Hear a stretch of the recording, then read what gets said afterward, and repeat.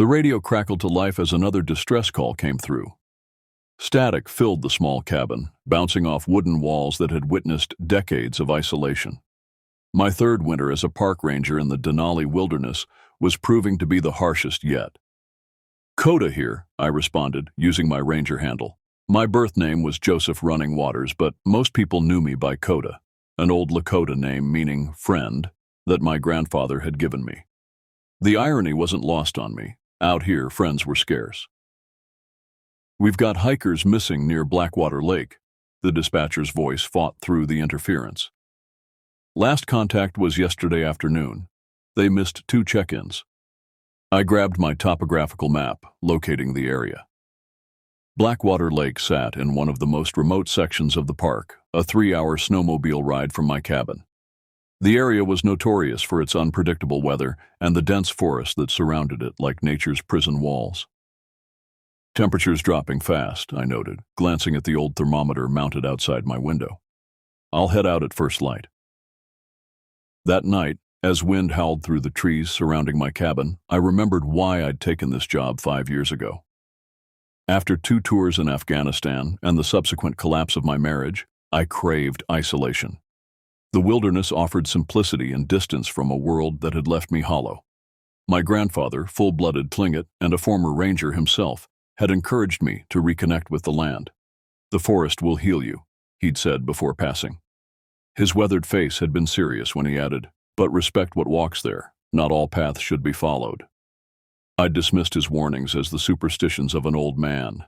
The native stories, creatures in the woods, spirits in the mountains, were just tales to scare children away from wandering too far. At least that's what I believed then. Sleep came in fitful bursts that night, dreams of footprints in snow too large to belong to any recognized species, deep impressions, as if made by something impossibly heavy. I woke repeatedly, the sensation of being watched seeping through the cabin walls. Dawn arrived with unforgiving cold. I loaded my snowmobile with emergency supplies, first aid kit, thermal blankets, rations, flares, and my rifle. Standard procedure for a rescue operation, though something urged me to pack extra ammunition. Just a precaution, I told myself. The journey to Blackwater Lake was brutal. Snow had fallen heavily overnight, and the temperature had plummeted to 30 below. My face mask froze with each exhaled breath, creating a crystalline shell that I had to break periodically to keep my vision clear. The lake appeared after cresting a ridge, a black mirror surrounded by towering pines weighted with snow. No movement disturbed its surface. No smoke from a campfire indicated the presence of survivors. I parked the snowmobile and unloaded my gear. The silence was absolute, the kind that makes your ears ache searching for sound. Fresh snow meant tracking would be easier, but it also meant any prints from yesterday would be buried. The coordinates pointed to the north shore. I trudged through knee-deep snow, scanning for any sign of disturbance. 200 yards in, I found the first anomaly, a pine tree with its bark stripped clean about 8 feet up the trunk. Too high for a bear, too methodical for weather damage. Behind it lay a torn backpack, high-end gear, the kind serious hikers invest in. Its contents were scattered as if it had been systematically searched. Food packets had been ripped open, their contents gone. A journal lay nearby, its pages fluttering in the gentle breeze. I picked it up, brushing away snow. The handwriting was neat, methodical, belonging to someone named Gregory. The entries documented a hiking trip with his friend Anton. The final entry sent chills through me despite my thermal gear. "Something's following us. Anton thinks it's a bear, but bears don't mimic human voices. It called my name last night from the darkness. How did it know my name? We're leaving at first light." Below this was a hasty addendum, the handwriting now jagged with fear. "It's standing at the tree line watching us. Bigger than anything I've ever seen. Not a bear, not anything I recognize. If anyone finds this..." The entry ended there. I stowed the journal in my pack and continued searching. The snow held no footprints, but something had moved through here. Broken branches and disturbed snow created a chaotic path leading away from the lake and deeper into the forest. As the short winter day began fading to dusk, I found their tent, or what remained of it. The reinforced fabric had been torn apart, aluminum poles bent at impossible angles. No human possesses strength to twist metal poles like they were twigs. The scene suggested violence, yet I found no blood. Just 2 empty sleeping bags and personal items scattered as if thrown aside in haste. Their satellite phone lay smashed beyond repair. As darkness approached, I faced a decision: make camp in this disturbed area or return to my snowmobile in safety. Professional obligation demanded I continue the search, but something more primal urged retreat. The wind changed direction, carrying a scent that stopped my breath. The unmistakable musk of something wild mixed with the sickly sweet odor of decay. And then came the sound, a low moan that seemed to vibrate the very air around me, neither fully animal nor human. I unholstered my rifle, scanning the darkening forest. The trees suddenly seemed like sentinels watching my every move, their branches reaching toward me like grasping hands. "Gregory! Anton!" I called, knowing it was a risk but obligated to try. My voice echoed across the lake, bouncing back as if rejected by the wilderness. Then, impossibly, I heard my name whispered from the shadows to my right. Not my ranger handle, my birth name. Joseph. The voice was rough, as if forcing sounds through a throat not designed for human speech. I swung my rifle toward the sound, but saw only darkness between the trees. Night was coming. I needed shelter. Against every instinct, I began setting up my emergency tent near the ruined campsite, calculating that whatever had destroyed the hikers' camp had likely moved on with its prey. As I hammered the last stake into the frozen ground, I noticed the silence had deepened. No wind, no distant cry of wolves. Nothing. The forest held its breath. I crawled into my tent, rifle beside me, and waited for the longest night of my life to pass. Morning arrived with reluctant light filtering through dense clouds. I emerged from my tent, rifle first, scanning the perimeter. Fresh snow had fallen overnight, covering any tracks, if there had been any. But the silence remained unnatural, as if the forest creatures knew to avoid this place. I packed quickly and continued my search, moving in widening circles from the destroyed campsite. The weight of being watched pressed down on me, though each time I turned, the feeling shifted to a different direction. Always behind me, never allowing a glimpse. My radio produced only static when I attempted to update dispatch. The mountains often blocked signals, but the complete absence of communication intensified my isolation. I was truly alone out here with whatever stalked these woods. By midday, I found the first definitive evidence something was wrong. A pine tree, easily 100 years old, had been uprooted and laid across a game trail. Not fallen naturally, deliberately placed as an obstacle or a warning. The root system was massive, requiring tremendous force to tear from the ground. Beyond this barricade lay prints in the snow, not human tracks, but not identifiable as any known wildlife either. Massive impressions nearly 18 inches long, with what appeared to be 5 distinct toe marks. The stride length between them measured over 6 feet, indicating something of impossible size moving upright. My ranger training included identifying every mammal species in Alaska. These tracks matched nothing in that knowledge base. They reminded me of the stories my grandfather would tell about the Kushtaka, the land otter men of Tlingit legend who lured people into the forest, or the more widespread tales of Sasquatch. I photographed the tracks with my digital camera, though something told me these images would never reach my colleagues. The feeling of wrongness intensified with each step I took following the trail. The tracks led to a rocky outcropping overlooking a ravine. The snow here was disturbed in a large circle, as if something had paced while observing the valley below. A vantage point. A hunting spot. A glint of metal caught my eye. Wedged between 2 rocks was a watch, expensive, still ticking. The backpackers carried high-end gear. This might have belonged to one of them. More disturbing was how it had been placed, not dropped, deliberately positioned where someone searching might find it. I pocketed the watch and continued following the massive tracks. They led deeper into the forest, away from any marked trails or known campsites. The trees grew denser here, old-growth forest untouched for centuries. Moss hung from branches, creating a canopy that further dimmed the already weak winter light. After another mile, I found a clearing. The sight stopped me cold. Multiple trees had been broken, not cut but snapped halfway up their trunks, and arranged in a rough circle. In the center lay a pile of branches forming what appeared to be a crude shelter or nest. My approach was cautious, every sense heightened. The nest structure was large enough to accommodate something 8 to 10 feet tall. Around it were small objects: a boot, tent stakes, a compass, a shredded map, items that once belonged to hikers. I counted remnants from what must have been at least 5 different hiking parties. This thing had been collecting trophies. The hikers I was searching for were just the latest targets. As I knelt to examine the shelter, a cracking sound came from the forest behind me. I whirled around, rifle ready, but saw only trees and shadows. Then another crack, from a different direction, and another. The sounds encircled me, as if multiple assailants were converging. I backed toward the center of the clearing, providing a 360-degree field of fire. My breathing came in short bursts, visible in the frigid air. The forest had gone silent again, except for those deliberate cracks. Something breaking branches not by accident but as communication. Or intimidation. Then came a howl that froze my insides. Not the familiar cry of a wolf, but something that mimicked it while getting the harmonics wrong.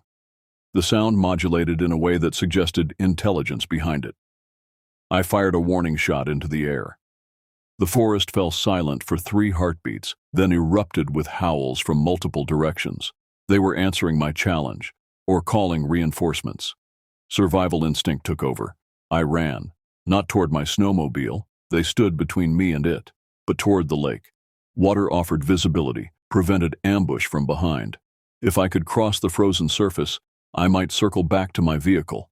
The forest seemed to clutch at me as I fled, branches slapping my face, roots rising to trip my feet. The sounds of pursuit grew louder, heavy footfalls crushing underbrush, breathing that wasn't entirely animal. I broke through the tree line onto the lake's shore, lungs burning from exertion and cold.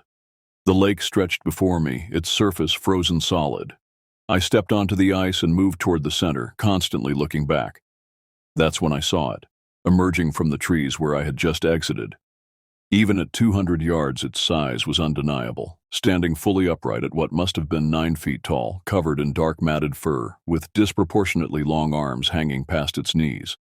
Its face remained in shadow, but I could make out the massive breadth of its shoulders and chest. It didn't rush toward me. Instead, it paced at the shoreline, occasionally dropping to all fours before rising again. Assessing, planning. I raised my rifle and centered the scope on its chest. My finger tensed on the trigger, but a voice deep inside held me back. This creature existed outside scientific classification. Killing it would destroy evidence of something incredible. While I hesitated, it lifted its head and released another howl. The sound carried across the frozen lake, echoing off the surrounding mountains. Message sent, it melted back into the forest darkness.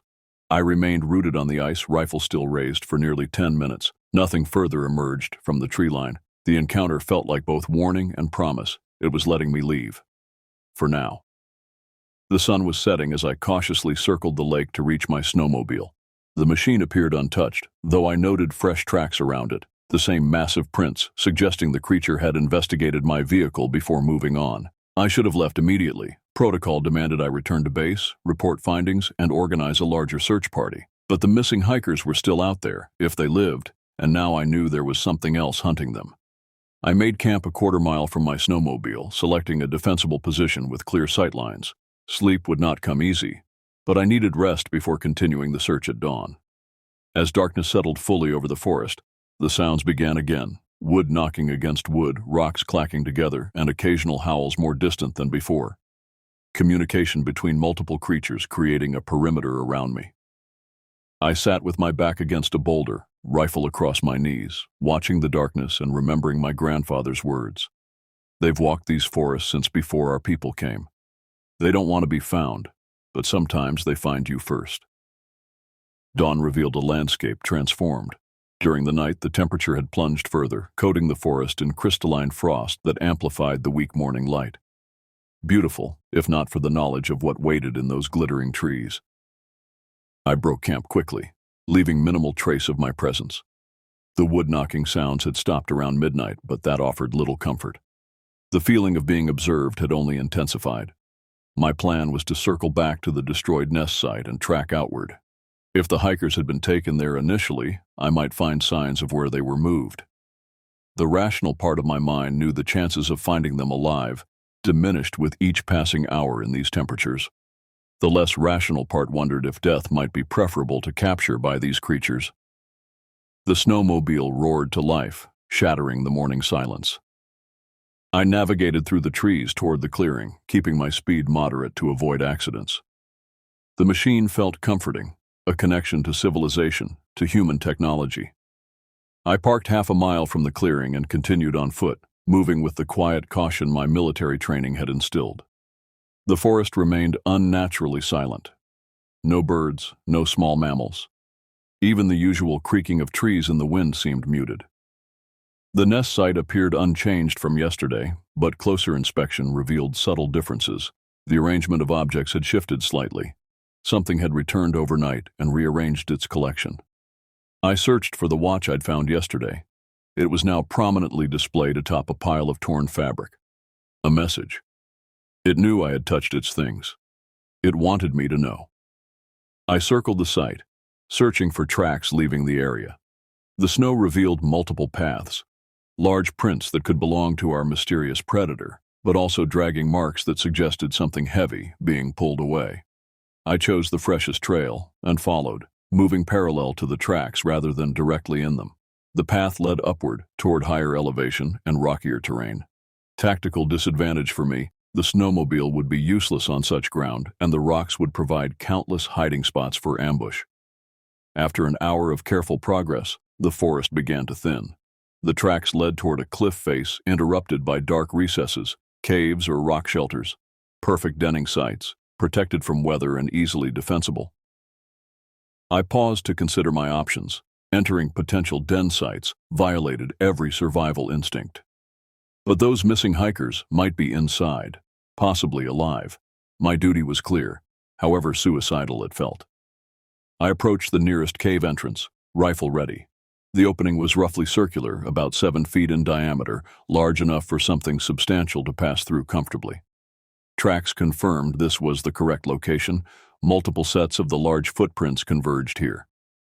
The beam of my flashlight penetrated perhaps 20 feet before darkness swallowed it.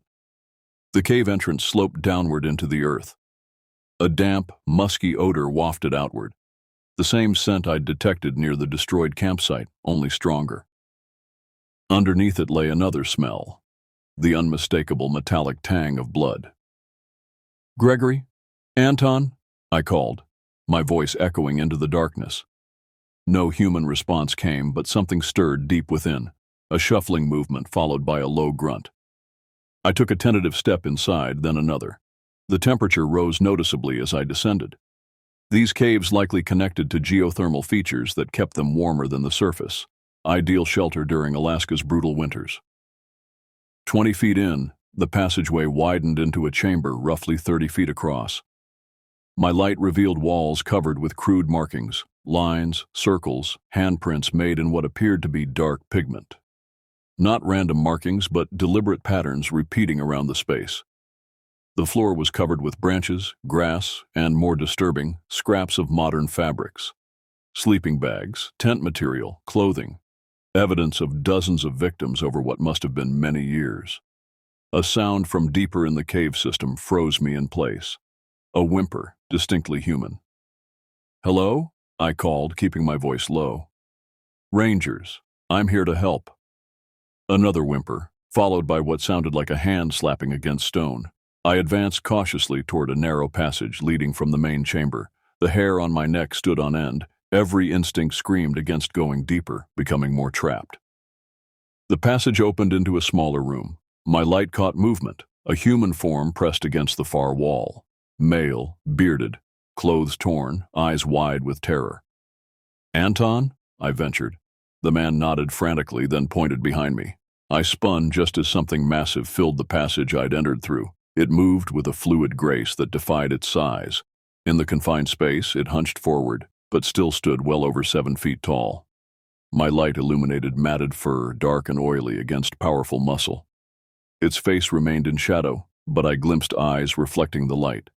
Amber, intelligent, fixed on mine. I raised my rifle but hesitated. The creature made no aggressive move. Instead, it tilted its head, studying me with unsettling focus. "Back up," I commanded, as if speaking to a bear during ranger training. Back away now. To my shock, it responded, not by retreating, but by mimicking my words in a grotesque approximation of my voice. Back up, back away now. The words emerged, guttural, distorted, but recognizable, a perfect demonstration of its intelligence, and why hikers reported hearing their names called from the darkness. Anton whimpered again behind me. I maintained eye contact with the creature, slowly reaching back with one hand. Come toward me, I told Anton. Slowly. The creature's head snapped toward Anton when he moved, a low growl emanating from its chest. Its posture shifted subtly, weight transferring forward. I fired a shot into the ceiling of the cave. The thunder of the rifle in the enclosed space was deafening. Rock fragments showered down as the creature recoiled, covering its ears with massive hands, another startlingly human gesture. Run! I shouted to Anton, shoving him toward the passage. Get to the entrance! We fled as the creature's roar shook the cave behind us. The sound was answered by distant calls, others of its kind, alerted to the disturbance. We emerged into daylight, Anton stumbling in weakened exhaustion. I half carried him toward where I'd left the snowmobile, looking back to see dark shapes emerging from multiple cave entrances along the ridge. Gregory, Anton gasped as we ran. They took Gregory deeper in. He's still alive. The revelation hit like physical pain. One saved, one left behind. An impossible choice loomed. Attempt a rescue against multiple creatures in their den system, or escape with the survivor I'd found. The decision was made for me as more howls echoed through the forest. They were mobilizing, cutting off routes back to the cave system. At least 4 distinct voices called to each other, coordinating. We reached the snowmobile and I fired it up, pulling Anton onto the seat behind me. His grip was weak. Without prompt rescue, he wouldn't survive much longer in his condition. Hold tight, I ordered, opening the throttle. We tore through the forest as shadows moved between trees on either side. They paralleled our course, keeping pace despite the snowmobile's speed. Physically impossible, yet I witnessed it. Dark shapes bounding on all fours, then rising to bipedal stance to navigate obstacles. One creature cut diagonally across our path, forcing me to swerve violently. The snowmobile fishtailed, nearly throwing us before I regained control. The maneuver cost us momentum. They were hurting us, I realized, directing our escape route. We broke from the tree line near Blackwater Lake, the expanse of ice offering our clearest path to safety. I gunned the engine, pushing the machine to its limits across the frozen surface. Behind us, 3 creatures emerged from the forest. Unlike before, they made no attempt to hide. Standing at their full height, they watched our escape. No pursuit, no need. They'd accomplished their goal of driving us from their territory while keeping one hostage. The largest creature, the one from the cave, stepped forward to the edge of the ice. In its massive hand, it held something small that caught the light. Gregory's watch, a trophy. A message that they kept what they chose to keep. As we reached the far shore and re-entered the forest, Anton's grip weakened further. I called dispatch on the radio, finally getting a clear signal now that we'd left the electromagnetic dead zone surrounding Blackwater Lake. Evacuation coordinates established, emergency protocols initiated. Anton slipped in and out of consciousness during the journey to the extraction point. His limited statements painted a horrifying picture. 3 days held in the caves, watching as the creatures studied them, mimicked their speech, took Gregory deeper into the cave system after he'd tried to fight back. The extraction team met us at the rendezvous coordinates, paramedics, additional rangers, and state troopers. Medical evacuation for Anton was immediate. My debriefing was thorough, but not entirely truthful. I reported finding 1 survivor, signs of animal predation, potentially bears. I omitted the impossible things I'd witnessed. The search for Gregory was officially suspended due to adverse conditions and wildlife danger. Privately, senior rangers informed me that recovery operations would resume in spring. We all understood we were recovering a body, not saving a life. That night, back in my cabin, I pored over my grandfather's journals. His careful documentation of Tlingit legends included entire sections about the forest beings, creatures that walked like men but were not men, that collected objects from those who trespassed in their domain, that could speak in human voices to lure the unwary. Outside my window, beyond the pool of light cast by my cabin, the forest waited. Though miles from Blackwater Lake, I felt watched, known. The wilderness had shown me its secret, and now I was marked by that knowledge. My radio crackled with static, then cleared. Through the speaker came a voice, not dispatch, not any ranger I knew. A rough approximation of human speech forming words I recognized as my own from the cave. Back up. Back away now. I switched off the radio. In the sudden silence, a knocking sound came from the darkness outside. Wood against wood, a language older than words. Spring came to Denali with reluctant warmth. Snow retreated up the mountainsides, and the forest floor emerged from its winter blanket. Life returned. Birds nesting, bears emerging from hibernation, moose calves taking their first awkward steps. I remained at my post despite offers of transfer to more populous areas. My superiors were concerned. The Blackwater Lake incident had changed me. My reports grew sparse, my interactions with fellow rangers minimal. I'd become obsessed with the unexplained, spending off-duty hours researching similar encounters across Alaska's wilderness. Anton had recovered physically, but refused to return to Alaska to assist with the search for Gregory. His official statement attributed their ordeal to a bear attack, memory compromised by trauma and hypothermia. Privately, in late-night phone calls thick with alcohol and fear, he asked questions I couldn't answer about what we'd seen. "Do you think they're still watching you?" he asked during our last conversation. "Yes," I answered simply. The spring search operation found nothing. No body, no additional evidence. Blackwater Lake kept its secrets beneath summer waters that had been winter ice during my encounter. The cave system, when located and explored by a professional team, showed signs of recent occupancy, but no current inhabitants. The markings I'd described on the walls were dismissed as mineral staining. Case closed. Just another wilderness tragedy. Gregory's family eventually held a memorial service without a body to bury. I requested permanent assignment to the Blackwater region, raising eyebrows but receiving approval due to staffing shortages. My cabin, a different one, closer to the lake, became a research station of sorts. Maps covered the walls, marking similar disappearances throughout the area's history. Red pins clustered around certain regions, forming patterns invisible to those unwilling to see. Summer brought tourists and hikers, keeping me legitimately occupied with routine ranger duties. I warned everyone away from certain areas, marking trails closed due to environmental concerns. Most listened. Those who didn't received escort out of restricted zones, sometimes with me fabricating wildlife sightings to ensure compliance. I became the weird ranger, the one others joked about at headquarters. The guy who jumped at shadows and reported equipment malfunctions near certain coordinates, the one who requested extra ammunition without clear justification. Autumn painted the forest in fire colors before stripping the trees bare. The lake's surface reflected cloud movements like a living mirror. Silence returned as wildlife prepared for the coming cold. That's when the knocking began again, wood against wood, from the ridgeline above my cabin. Always at dusk, always three distinct patterns repeated in sequence.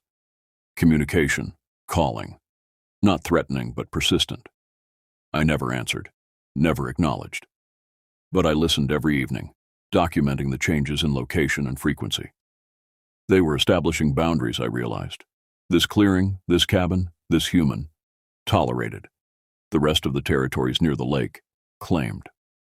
Winter descended, harsh and absolute. The lake froze solid once more. Trees cracked in the extreme cold, and the aurora danced overhead on clear nights. My responsibilities diminished with the visitor count, leaving long hours for contemplation and observation. The anniversary of the Blackwater incident approached. I decided to return to the cave system while the forest stood locked in winter's grip. Not a sanctioned operation, a personal quest for understanding. The night before my planned expedition, a storm rolled in. Wind howled around my cabin, rattling windows and driving snow through the smallest gaps in the structure. The temperature plummeted to 40 below. Even the knocking sounds were silenced by nature's fury. I sat before the wood stove, reviewing maps and equipment lists, when something heavy landed on my porch. Not snow sliding from the roof, a deliberate weight.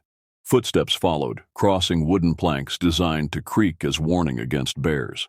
My rifle was in hand before I consciously reached for it. I moved to the window, peering through a gap in the curtains. Swirling snow obscured vision beyond a few feet, but something large moved in the darkness. A shadow among shadows, standing upright despite the gale-force winds.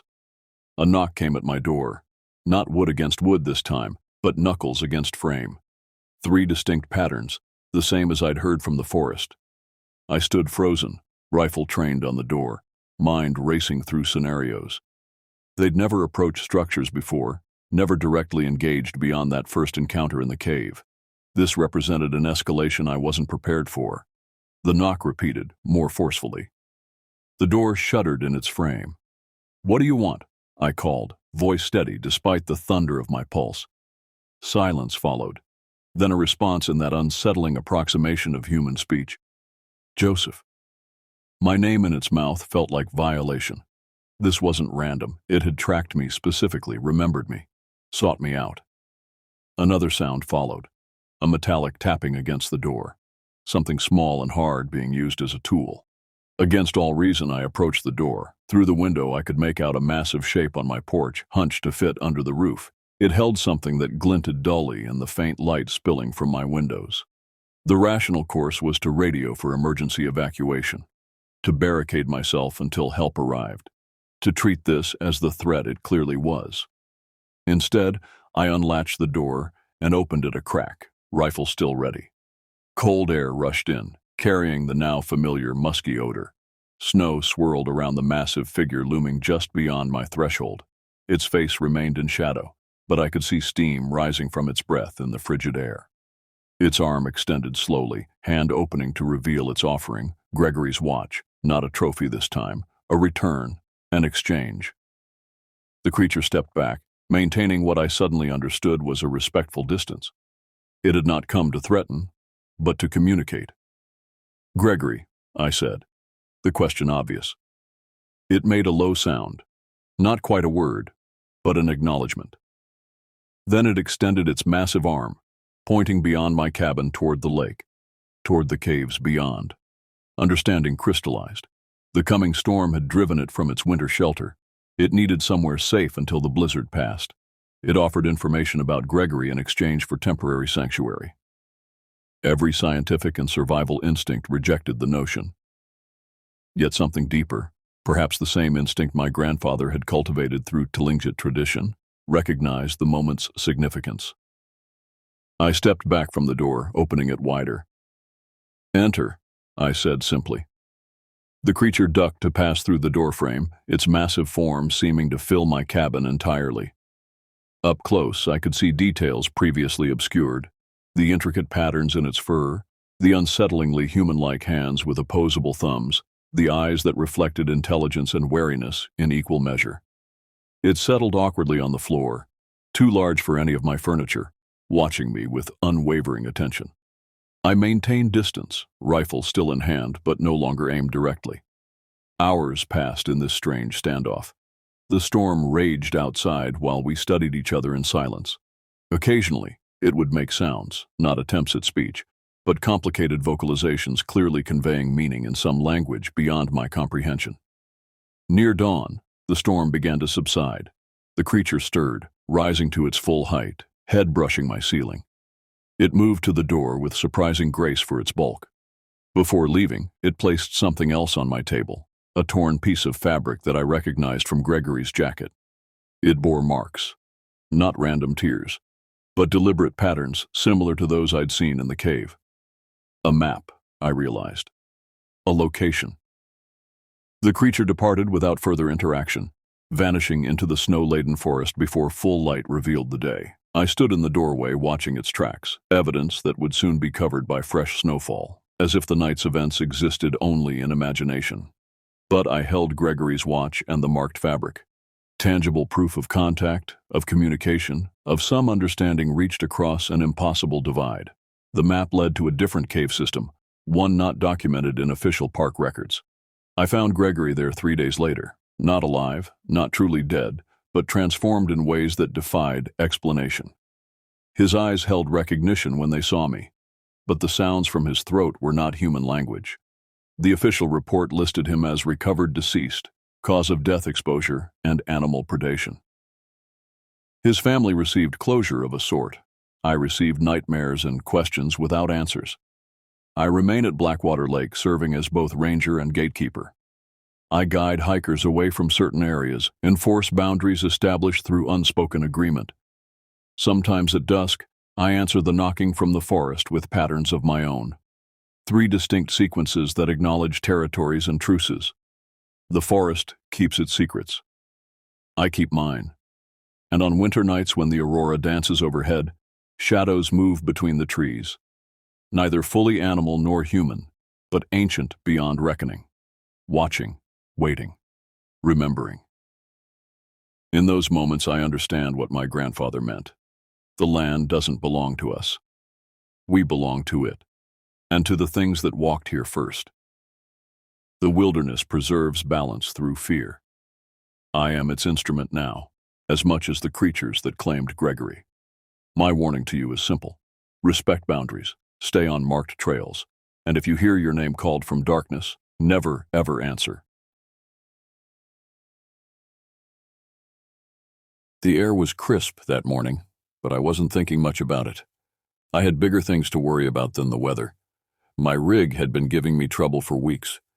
Every time I tried to get the brakes checked, the shop was full, or I was too far from a decent mechanic to even bother. My name's Lyle Brennan, by the way. I've been a long-haul trucker for most of my life, 20 years behind the wheel. It's the kind of work that either breaks you or makes you immune to everything. Maybe a bit of both in my case. That morning in Elko, I should have listened to my gut and waited another day. The rig's brake lines had been seeping fluid for the past 800 miles, leaving small puddles of warning whenever I'd park for more than a few hours. But the schedule was tight, and the company had been riding my ass about delivery times. 20 years of perfect records buys you exactly nothing in this business when you start slipping. One more haul, I muttered to myself, checking the straps on my load one final time before climbing into the cab. Get to Salt Lake, get this fixed proper. I'd been running the same routes for years, mostly I-80 across Nevada into Utah. But there was a shortcut I'd been hearing about from some of the other drivers, a network of county roads cutting through the northeastern corner of Nevada that could shave nearly 3 hours off the trip. The company GPS didn't even recognize it as a viable route, which was precisely why some drivers preferred it. No way stations, no highway patrol, just open road. My dispatcher, Marge, had called me the night before. "Lyle, we need this delivery in Salt Lake by tomorrow afternoon," she'd said, her voice carrying that edge of urgency that meant someone higher up was breathing down her neck. "Marge, I've got to get these brakes looked at. They're not right." "Can they make it to Salt Lake?" I'd hesitated. "Probably." "Then get it fixed there. We've got a contract shop that can take you as soon as you deliver." I should have pushed back harder. 20 years of driving, and I'd never had a major accident. That's because I listened to my rig like it was talking to me, and right now it was screaming. As I pulled out of Elko just after dawn, the eastern sky was painted in shades of crimson that bled into deep purple. My grandfather would have called it a blood sky. "Red sky in morning, sailors take warning," he used to say. I wasn't a sailor, but the warning applied all the same.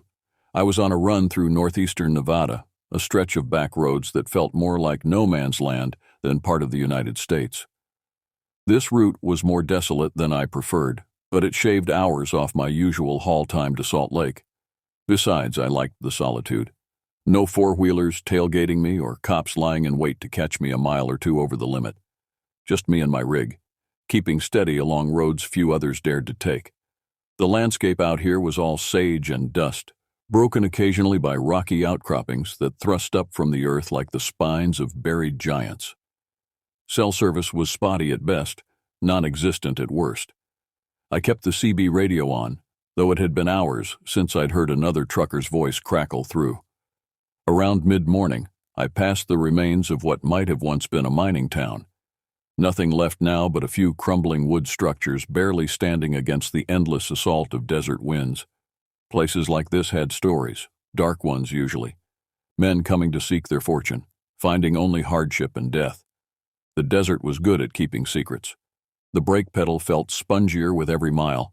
I was compensating by downshifting earlier, using the engine to slow my momentum rather than relying on the failing brake system.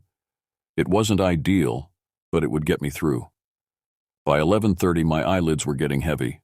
I hadn't slept well the night before. Dreams filled with endless roads and shadowy figures standing in my headlights. I cracked the window, letting the cool air blast my face, and reached for my thermos of coffee. That's when I noticed the side mirror, showing a wisp of smoke trailing from beneath my trailer. Damn it, I muttered, easing the rig onto the shoulder. The brakes were overheating. I needed to let them cool before they failed completely. I climbed down from the cab, the silence of the desert enveloping me immediately. No birds, no insects, nothing but the ticking of my engine cooling in the dry air. I walked around the rig, checking the wheels and brake assemblies. The rear driver's side was hot enough that I could feel the heat radiating before I even got close. As I was inspecting the damage, a sound caught my attention, the distant rumble of an engine. Out here, any sign of another vehicle was notable. I straightened up, squinting down the road toward a dust cloud approaching from the direction I'd come from. The vehicle slowed as it neared, an old Chevy sedan, once blue but now faded to the color of a bruise. It pulled over about 50 yards behind my rig, and for a moment, nothing happened. Then the driver's door opened. I watched, hand instinctively moving to the pocket knife I kept in my jeans, as a tall figure emerged from the car. Even from this distance, something about the way the man moved sent a chill through me. Too fluid, too deliberate, like a predator. The day had been smooth enough until I noticed the first sign of trouble. Around noon, I saw an old beat-up sedan on the side of the road. The hood was up, and a figure was crouched near the engine, tinkering with something. Normally, I wouldn't stop. Bad experiences with strangers on the road have taught me to keep moving. But there was something different about this one. Couldn't put my finger on it. Maybe it was the desperation in the way he moved, or the fact that I hadn't seen another vehicle in hours. Against my better judgment, I pulled over. The truth was, after checking my rig's brakes and letting them cool for about 30 minutes, I'd continued down the road. The Chevy sedan had passed me while I was stopped and disappeared over the horizon. Now, about 10 miles later, here it was again. Hood up, driver apparently stranded. I slowed the truck, debating whether to stop. 20 years on the road had taught me caution. I'd seen too many scams, people pretending to be broken down, then robbing whoever was kind enough to stop. But out here, in this desolation, the nearest town was at least 60 miles away in either direction. If I left him, he might not survive. I killed the engine and climbed down from the cab, trying to keep my expression neutral. I could hear the hum of insects in the dry heat, the kind that makes everything else feel eerily silent. "Need some help?" I called out, approaching cautiously. The man stood up slowly, wiping his hands on a rag that was already stained beyond saving. He was tall, but gaunt. His clothes hung loose on his frame like he'd been living out of that car for a while. His face was sunburned, and he had the kind of beard that suggested he hadn't shaved in weeks. "I'd appreciate it," he said. His voice was raspy, like he hadn't had a drink of water in days. "Car won't start, and I'm out of options." I walked over to the engine and gave it a once-over. I'm no mechanic, but I've been around trucks long enough to know when an engine's gone to hell. Something struck me as odd, though. The distributor cap was missing, and there were wires disconnected that no one would accidentally pull loose. "What's your name?" I asked, keeping my tone conversational as I reconnected a wire that had no business being disconnected. He hesitated, just a fraction of a second too long. "Martin? Martin Grice." I nodded, not showing that I'd noticed his pause. "Lyle Brennan," I replied, gesturing vaguely toward my rig. "What brings you out this way, Martin? Not exactly a tourist route." His eyes, pale blue and unnaturally alert, flicked to my truck, then back to me. "Just passing through, heading to Salt Lake for work." I fiddled with a couple of wires, tried the ignition, nothing. The battery seemed dead, but that didn't explain the missing distributor cap. "Looks like you might need a tow," I said. "You got a phone? Could call a tow truck from the next town over." He shook his head. "No service out here. Been trying for hours." That should have been my first clue to leave. But something about the way he said it, almost too calm for a man stranded in the middle of nowhere, didn't sit right with me. I glanced at his car. No luggage visible, no food wrappers. Nothing to suggest he'd been stuck here for hours. Just a clean interior and what looked like a duffel bag in the back seat. "Well, I could give you a lift to the nearest town," I offered. "Ain't much, but there's a gas station with a payphone about 20 miles from here." He nodded, but something in his eyes darkened. "I'd appreciate that," he repeated, this time slower, more deliberate. Let me grab something from my truck first, I said, needing a moment to think. Something felt wrong here, but I couldn't put my finger on it. As I walked back to my rig, I noticed Martin watching me with an intensity that raised the hair on the back of my neck. In the cab, I quickly checked my phone. Still no service. I opened the glove compartment and took out the revolver I kept there. It wasn't strictly legal to carry across state lines, but out here, law enforcement was theoretical at best. I checked that it was loaded, then tucked it under the driver's seat where I could reach it easily if needed. I led him to the truck, feeling a little on edge now, but telling myself I was overreacting. He climbed into the passenger seat, and I got back behind the wheel. As I turned the key and the engine roared to life, a small voice in the back of my mind told me I'd made a mistake. But what was I supposed to do? Leave him out there? For a while we drove in silence. The road stretched out like a black ribbon, no signs of life in any direction. Martin didn't say a word, just stared out the window, watching the desert roll by. I tried to make small talk, but he wasn't much of a conversationalist. Kept his answers short, almost mechanical. So, what kind of work you do in Salt Lake? I asked, breaking the silence that had stretched between us for nearly 10 minutes. Construction, he said without looking at me. Demolition mostly. I nodded, glancing at his hands. They didn't look like a construction worker's hands, too clean, despite the grease from the car engine. Good money in that? Enough. After about 15 minutes, the silence started to feel suffocating. I glanced over at him, and that's when I noticed his hands. They were covered in old scars, deep cuts that had healed unevenly, the kind you don't get from fixing cars. So I started trying to sound casual. Where you headed? Nowhere special, he replied, still staring out the window. Just passing through. There was something about the way he said it that made my skin crawl. I decided to leave it at that, focusing on the road ahead. But my mind was racing. Why was he out here? What was he doing with that car? The road ahead curved around a rocky outcropping, and as we rounded the bend, something caught my eye, a flash of metal in the distance. As we drew closer, I could make out another vehicle parked on the shoulder about a half-mile ahead. Looks like someone else is having car trouble, I said, nodding toward the vehicle. Martin turned his attention to the road, his posture suddenly tense. We should keep going, he said, his voice taking on an edge I hadn't heard before. Could be someone needs help, I replied, already slowing the truck. Like you did. Trust me, Martin said, turning to look at me directly now. We don't want to stop there.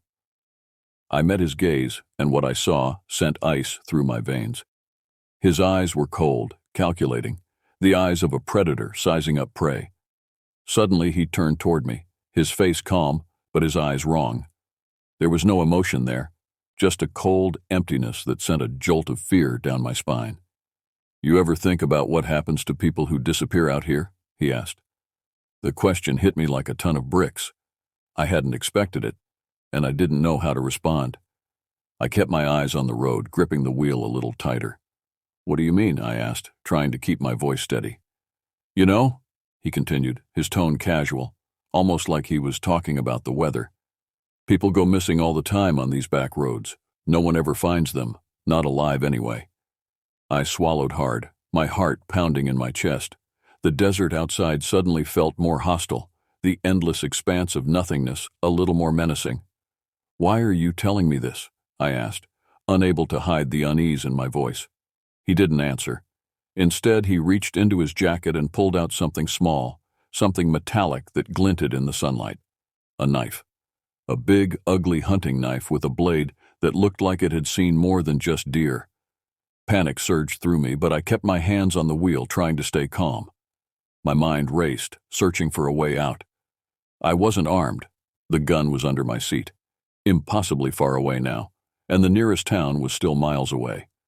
Running wasn't an option, not at 60 miles per hour. You don't need to do this, I said, trying to reason with him. I'm just a trucker, man. I got nothing you want. He smiled then, a slow, eerie smile that didn't reach his eyes. It's not about what I want, he said. It's about what I need. Before I could react, he lunged at me, the knife flashing through the air. Instinct kicked in, and I swerved the truck hard to the right, sending the cab into a violent skid. The momentum threw him off balance, and he slammed into the door with a grunt. I took the opportunity to slam on the brakes, the truck screeching to a stop on the side of the road. Without thinking, I grabbed the closest thing I could find, a tire iron I kept under the seat, and swung it at him with all my strength. The impact caught him in the chest, knocking the wind out of him. He dropped the knife, and I scrambled to open the door, practically throwing myself out of the truck. I stumbled onto the hot asphalt, gasping for breath.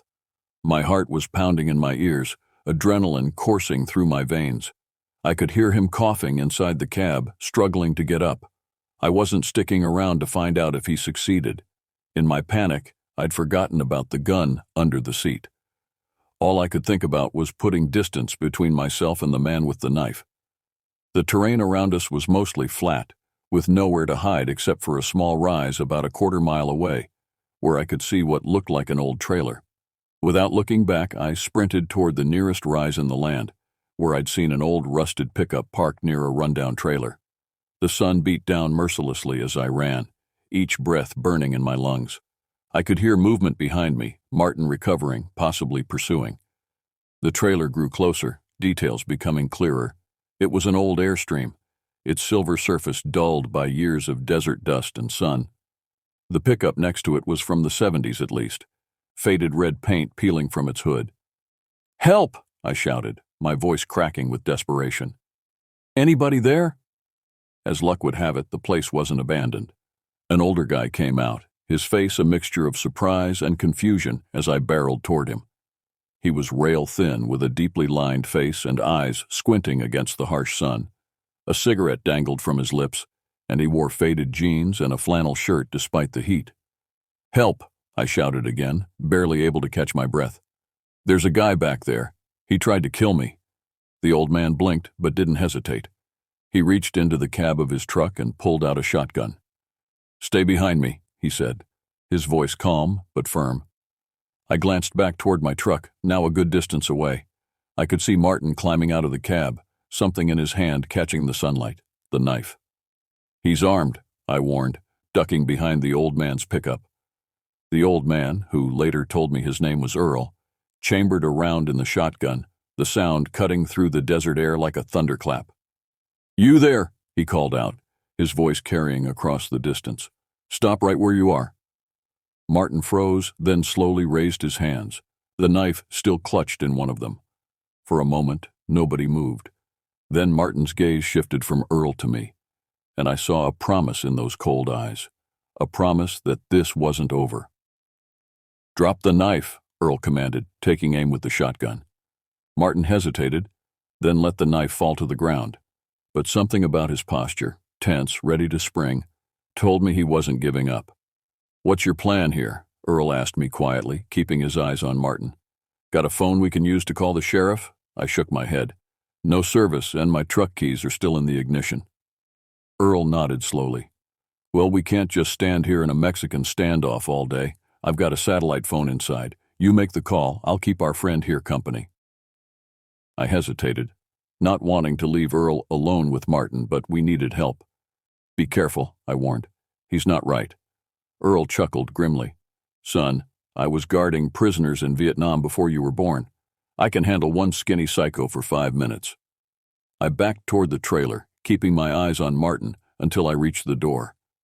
Inside, the Airstream was surprisingly neat, with maps and books stacked carefully on a small table. I found the satellite phone and dialed 911, quickly explaining the situation to the dispatcher. "Sheriff's about 40 minutes out," the dispatcher told me. "Can you hold tight till then?" "We'll try," I said, not sure if that was a promise I could keep. When I emerged from the trailer, the scene had changed. Earl and Martin were closer to each other now, perhaps 20 feet apart. Earl's shotgun was still trained on Martin, but Martin had shifted position, angling himself toward my truck. "They're coming," I called to Earl. "Sheriff's on the way." Martin's head snapped toward me, his eyes narrowing. In that moment, I knew what he was thinking. If he could get to my truck before the sheriff arrived, he could escape. "Don't even think about it," Earl warned, as if reading Martin's thoughts. "I may be old, but I can still shoot straight enough to take your legs off." Martin smiled, that same cold, empty smile. You'd shoot an unarmed man? That what they taught you in the Army? Earl didn't flinch. Marines, and yes, if that unarmed man is a threat, I'd shoot him without losing any sleep. We approached my truck cautiously, the old man leading the way with his shotgun raised. But when we reached the cab, Martin hadn't moved. He stood exactly where we'd left him, still smiling, that unnerving smile. Get in your truck, Earl told me quietly. Get those keys and bring them back here. Don't turn your back on him. I nodded, edging toward the driver's side door, my eyes locked on Martin. The cab door was still open from my hasty exit. I reached in, grabbed the keys from the ignition, and remembered the gun under the seat. In one quick motion, I snatched it up and backed away from the truck.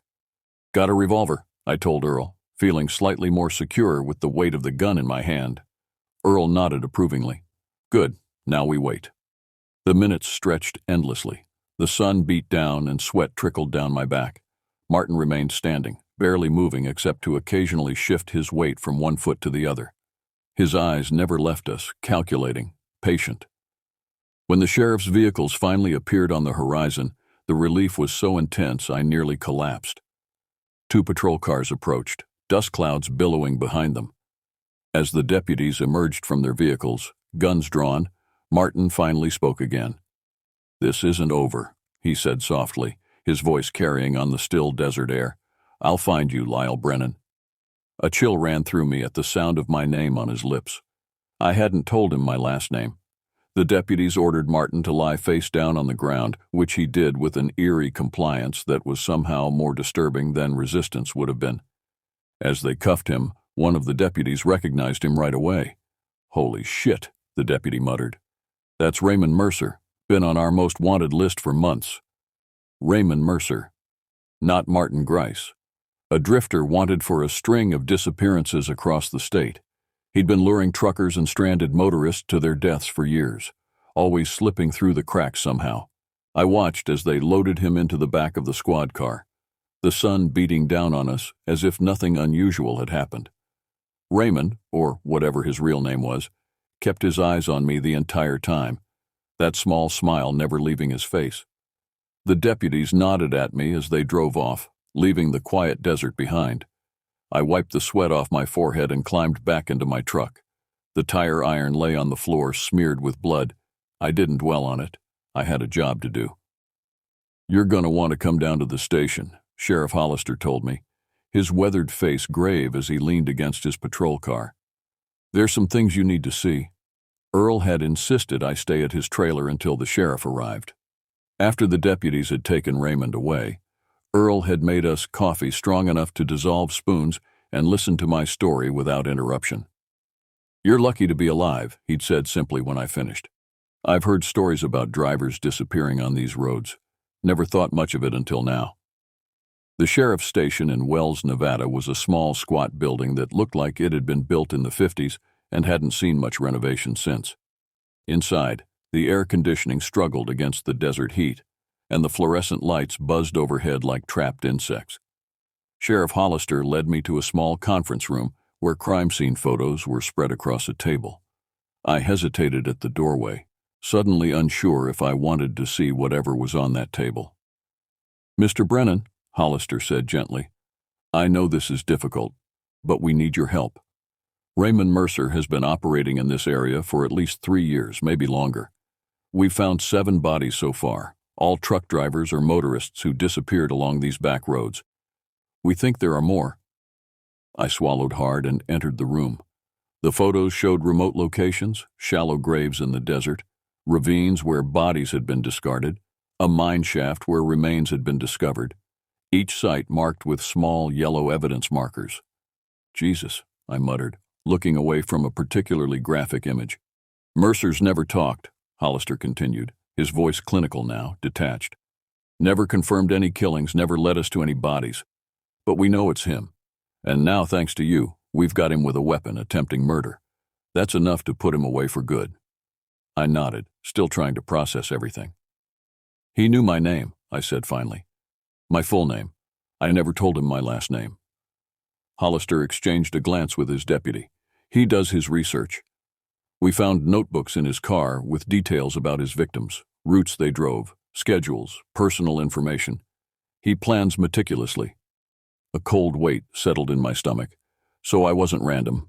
He targeted me specifically. Looks that way, Hollister confirmed. Your company, Summit Logistics, right? 3 other Summit drivers have disappeared over the past 2 years, all taking this same shortcut route. The implications hit me like a physical blow. Someone at Summit might be involved, sharing driver information, schedules, routes, or Mercer had been watching, learning patterns, selecting his victims carefully. I need to see his notebooks, I said, my voice steadier than I felt.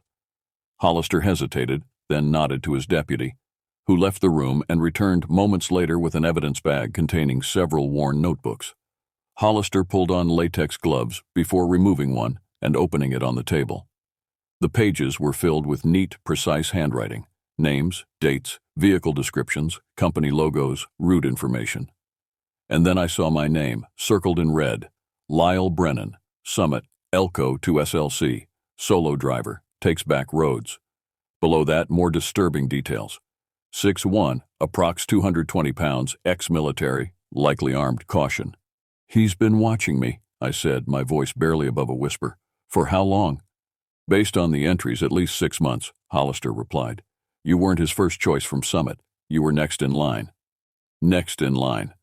The words echoed in my head, conjuring images of the others who hadn't been as lucky as me. Drivers I might have known, might have passed on the road with a friendly wave, never knowing they were marked for death. There's more, Hollister said, turning a page to reveal a crude map. We think these markings indicate where he's buried his victims. Some we've found, others. He trailed off, but the implication was clear. There were more bodies out there, waiting to be discovered in the vast Nevada desert. We'll need you to sign a formal statement, Hollister continued, closing the notebook. And you'll likely be called to testify when this goes to trial. I nodded mechanically, still trying to absorb everything I'd learned. What about my delivery? My truck? One of my deputies can follow you to the state line, Hollister offered. As for the delivery, that's between you and your company. But Mr. Brennan, he fixed me with a serious look, I'd be very careful about who at Summit you talk to about this. Until we know if Mercer was working alone, you should assume your information isn't secure. The implication sent another chill through me. If someone at Summit was feeding information to Mercer, they might not take kindly to being exposed. After giving my statement, I returned to my truck with Deputy Alvarez following in his patrol car. The sun was starting to set, painting the desert in shades of orange and purple. Beautiful, if you didn't know what secrets the landscape held. I called my dispatcher from the sheriff's station, explaining I'd be delayed due to an incident on the road. I kept the details vague, unsure who I could trust. Marge sounded annoyed, but told me to get the delivery to Salt Lake as soon as possible.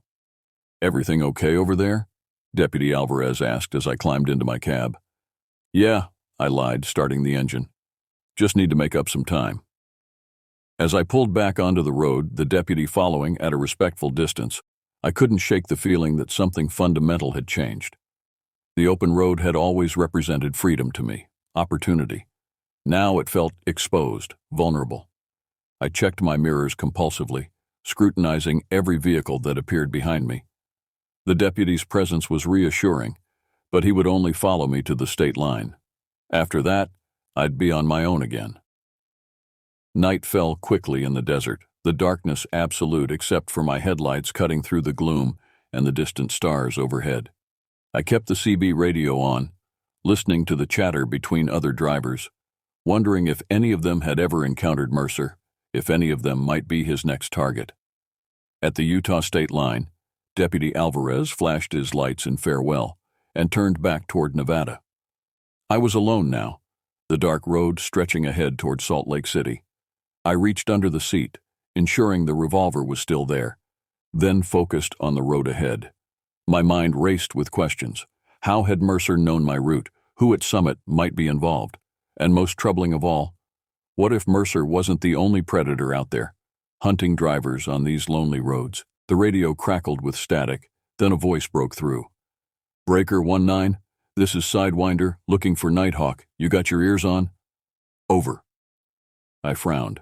Nighthawk wasn't my handle, and I didn't recognize Sidewinder either. Probably just drivers I hadn't encountered before. Sidewinder, this is Big Sky. Nighthawk isn't on this channel. Over, another voice responded. Roger that, Big Sky. Just checking if our friend made his delivery today. Been radio silent since Elko. Over. Something about the exchange raised the hair on the back of my neck. Was it innocent chatter between drivers, or something more sinister? I kept silent, listening as the conversation continued. Haven't heard from him, Big Sky replied, but I passed a Summit truck about 20 miles back, heading toward Salt Lake. Wasn't Nighthawk, though. Different driver. Over. Copy that. Keep your eyes open. Sidewinder out. The exchange left me unsettled. I turned the radio volume down, suddenly paranoid about who might be listening, who might be tracking my movements. The remaining drive to Salt Lake City was the longest of my life, every mile marked by growing dread and constant vigilance. By the time I reached the outskirts of Salt Lake, dawn was breaking over the mountains. I should have felt relief. But instead, exhaustion and paranoia had formed a toxic mixture that left me jumping at shadows. As I approached the delivery depot, my phone rang. The display showed Summit Logistics. I hesitated, then answered. Brennan, I said, trying to keep my voice neutral. Lyle, it's Marge, just checking your ETA. Everything okay? You sound tired.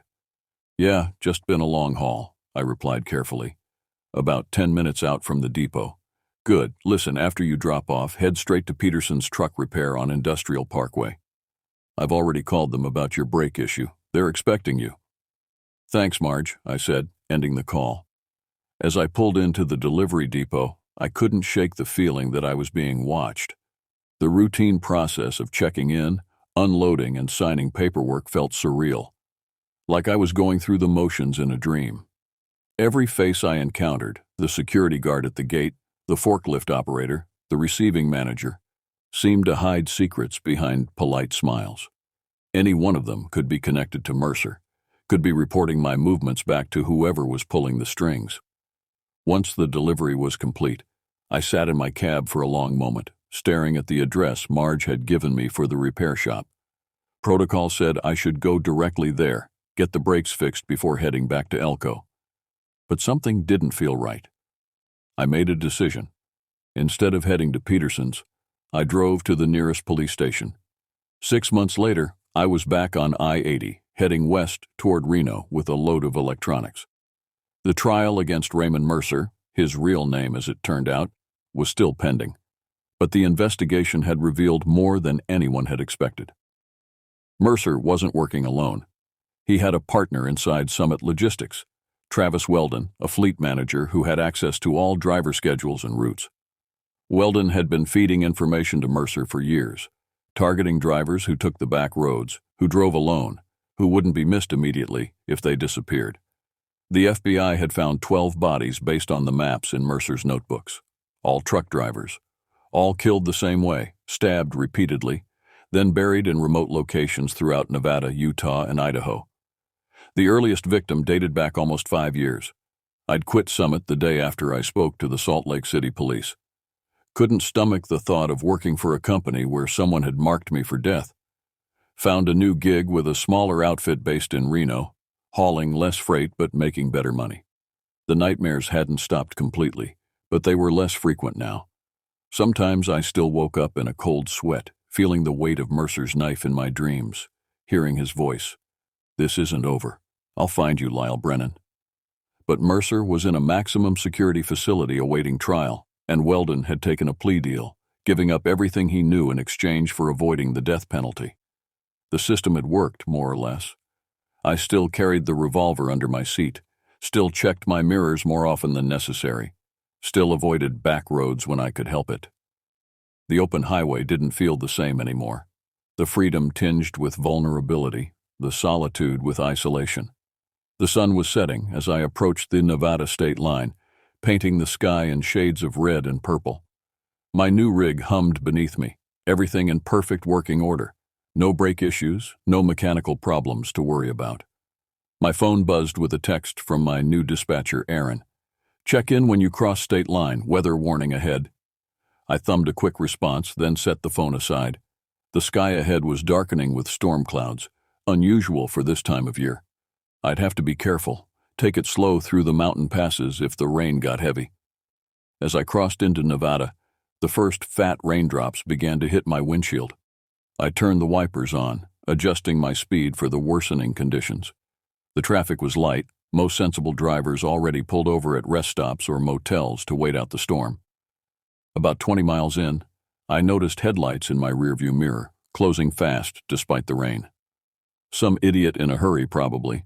I kept to my lane, maintaining a steady speed as the vehicle, a dark SUV, drew closer. Instead of passing, it matched my speed, hanging just behind my trailer in the driving rain. A prickle of unease ran down my spine. Probably nothing, I told myself. Just another driver using my taillights as a guide through the storm. But the SUV stayed with me, mile after mile, never passing, never falling back. Just maintaining that same unsettling distance, close enough to see me, not close enough for me to make out anything about the driver. I reached for the CB radio. Breaker 19, this is eastbound Summit.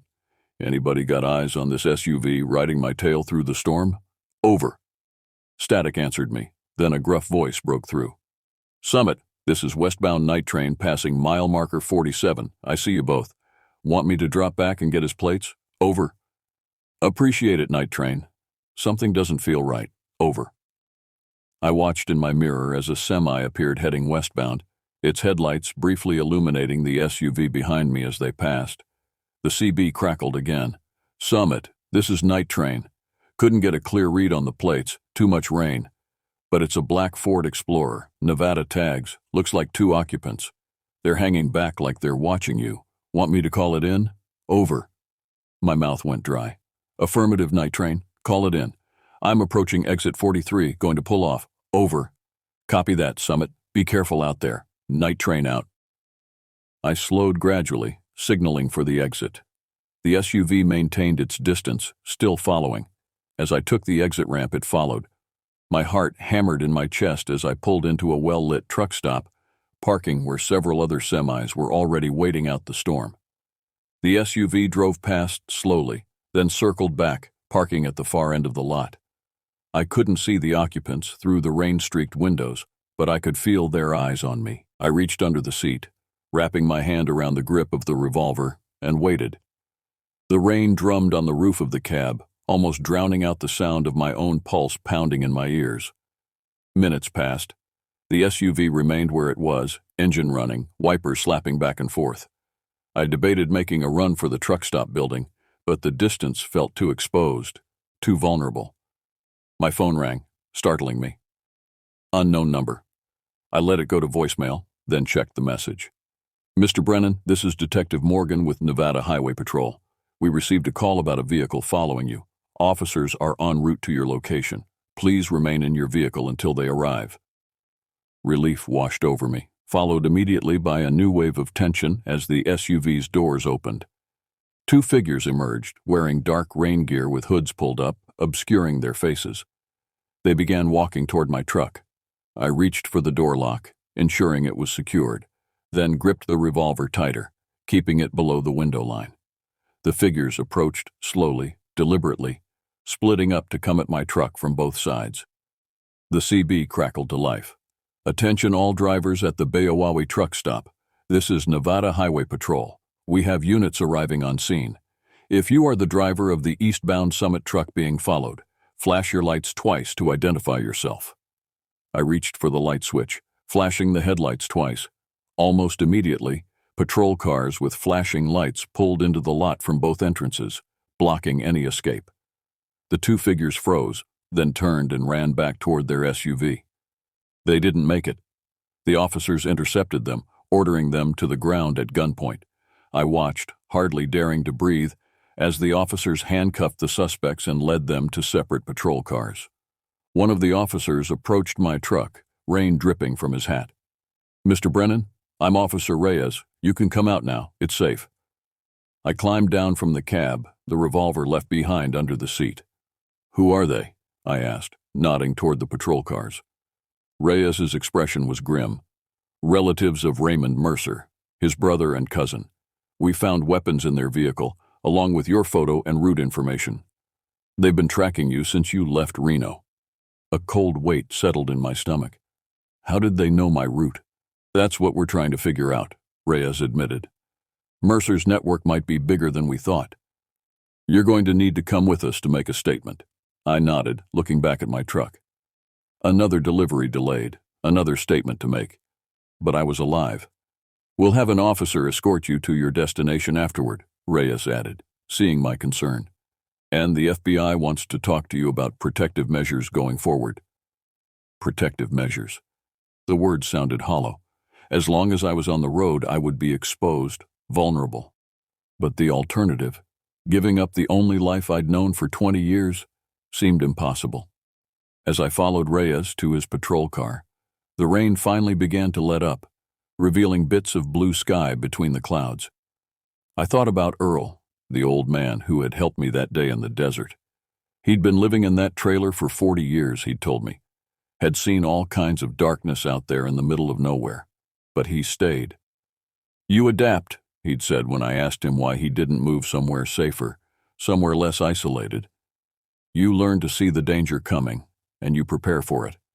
But you don't stop living your life because there are monsters out there. You just get better at fighting monsters." I climbed into the patrol car, watching as the officers secured my truck. The open road was waiting, and despite everything, I knew I'd be back on it soon. Different route, different cargo, same vigilance. The monsters were out there, always had been, but so was I, and I wasn't going anywhere. As we drove away from the truck stop, my phone buzzed with another text from my dispatcher. "Weather clearing ahead, new ETA?" I smiled grimly and typed back, "Delayed, police escort, will update soon." The highway stretched before us, wet asphalt gleaming in the emerging sunlight. Somewhere along that road, another truck driver was checking his mirrors, unaware of what might be following. Maybe someday I'd find a way to warn them all. Until then, I'd keep driving, keep watching, keep surviving. The monsters didn't own the road, not while drivers like me were still on it. There's a point in every person's life where you realize you've been a dumbass all along. For me, it hit me around the time I found myself knee-deep in mud, carrying a rifle in one hand and the body of my buddy in the other. Not exactly the scenario I'd envisioned when I signed up to be a park ranger, and definitely not something they put in the brochures. My name's Darren Slade, and I've been working as a ranger in the Cascades for about 4 years now.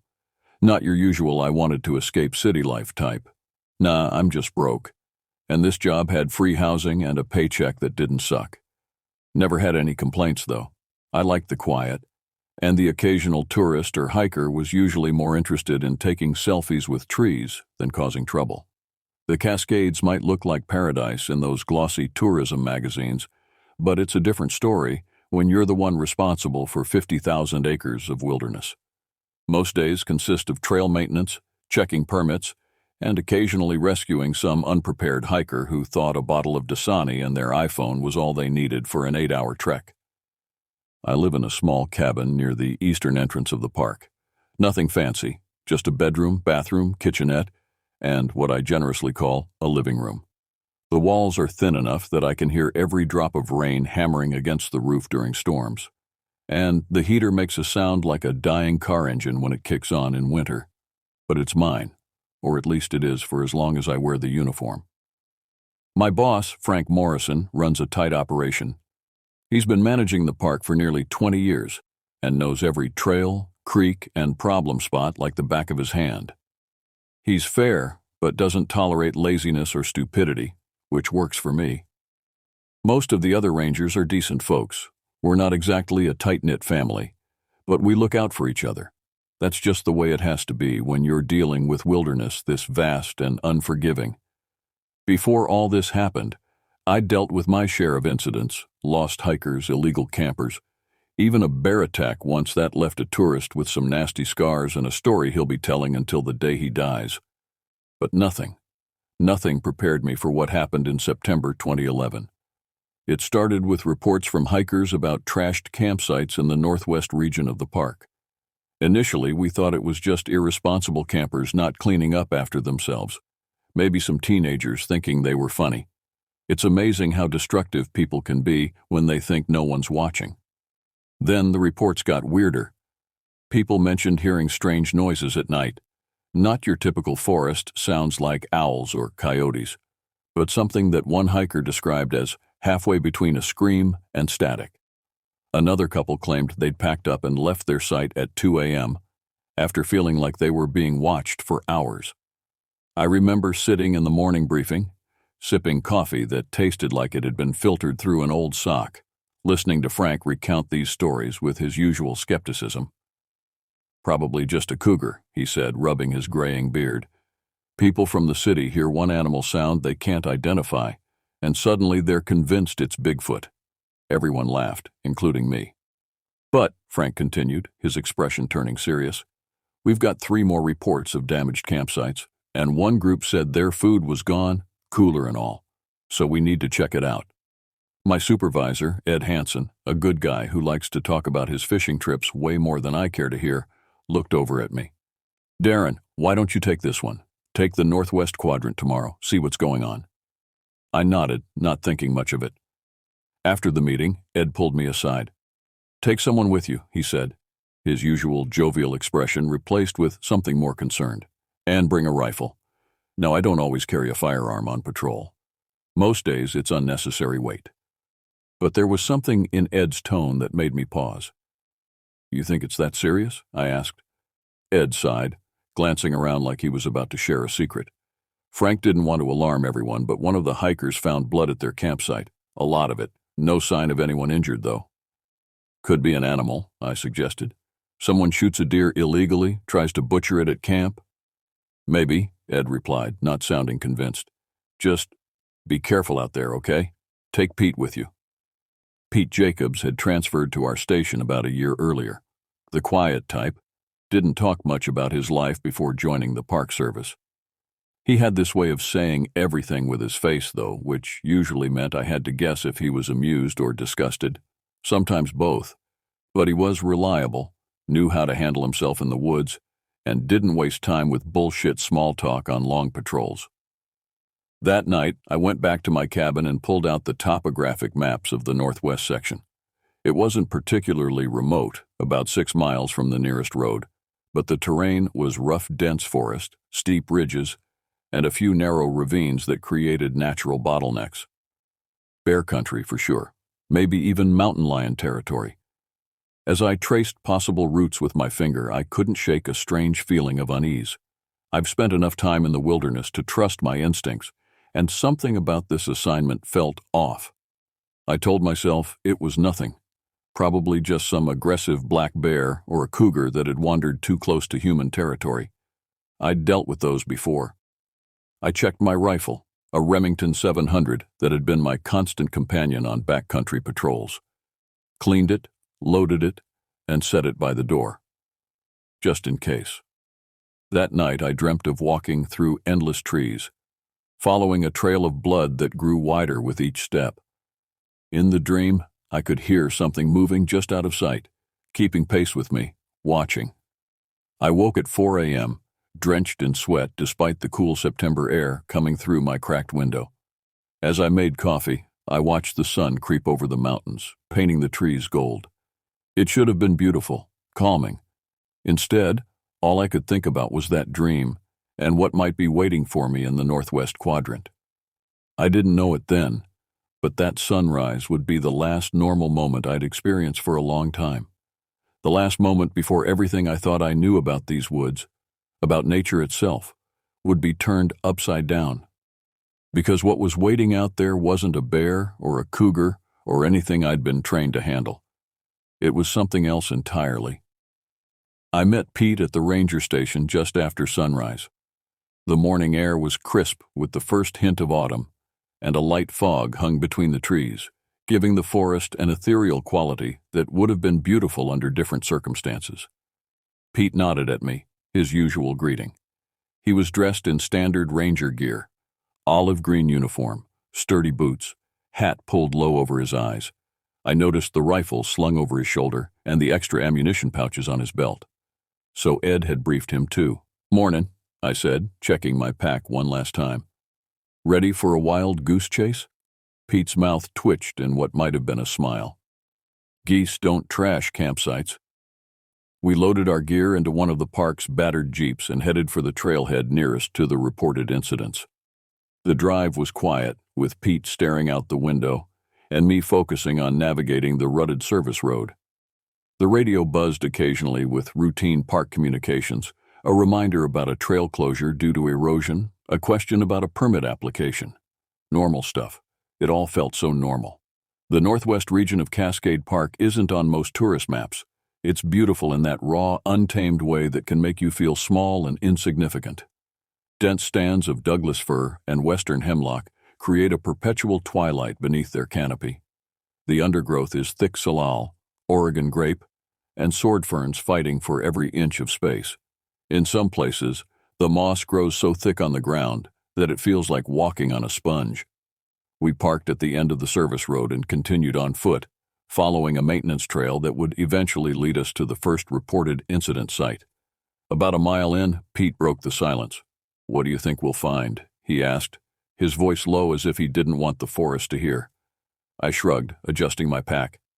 "Probably just a hungry bear with bad manners. Maybe someone's illegally dumping garbage and attracting wildlife." Pete nodded, but I could tell he wasn't convinced. Neither was I, if I'm being honest. The first hour of hiking was uneventful. We checked a few regular campsites along the way, finding nothing out of the ordinary. Just as I was starting to think this might be a wasted trip, Pete stopped suddenly, holding up a hand. "You smell that?" he asked. I paused, taking a deep breath. There was something, a heavy, sickly sweet odor underneath the usual forest scents of pine and soil. It reminded me of roadkill left too long in the summer sun, but different, worse somehow. "Yeah," I nodded, my hand unconsciously moving to rest on my rifle. "Let's check it out." We veered off the main trail, following a smaller path that looked like it had seen recent use. The smell grew stronger, making my eyes water. After about a quarter mile, we found the first campsite. I've seen bear damage before. They're messy, destructive, and single-minded when food is involved. They'll rip open tents, scatter supplies, break containers, anything to get to what they're after. But this was something else entirely. When we got to the first campsite, I noticed the tents were shredded, like not the normal claw marks I'd expect from a bear. This was something else. It was almost like someone or something had torn into the fabric with precision, like it was pissed off at nylon. The destruction was methodical. The tent hadn't just been clawed open, it had been systematically dismantled, the fabric torn in long, straight lines. The sleeping bags inside had been pulled apart seam by seam. A cooler lay on its side, its contents scattered, but not in the haphazard way of an animal looking for food. It was more like someone had examined each item and then deliberately discarded it. "What the hell?" I muttered, crouching to examine the remains of a backpack. The straps had been severed cleanly, almost surgically. "This doesn't look like animal damage." Pete wrinkled his nose at the stench. "Maybe someone did this? Vandals?" I shook my head. "Out here, 6 miles from the nearest road? That's a long way to hike just to trash someone's camp." The area smelled rank, too. Pete muttered something about rotting meat. He wasn't wrong. The scent was heavy, like old roadkill, but worse. And there was something else about it. Something that made the hair on the back of my neck stand up. "Let's look around," I said, standing and scanning the perimeter of the campsite. "See if we can find any tracks." We spent the next 30 minutes searching the area, looking for footprints, claw marks, scat, anything that might identify our culprit.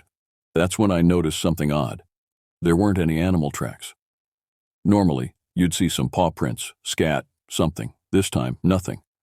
It was like whatever did this wasn't even touching the ground.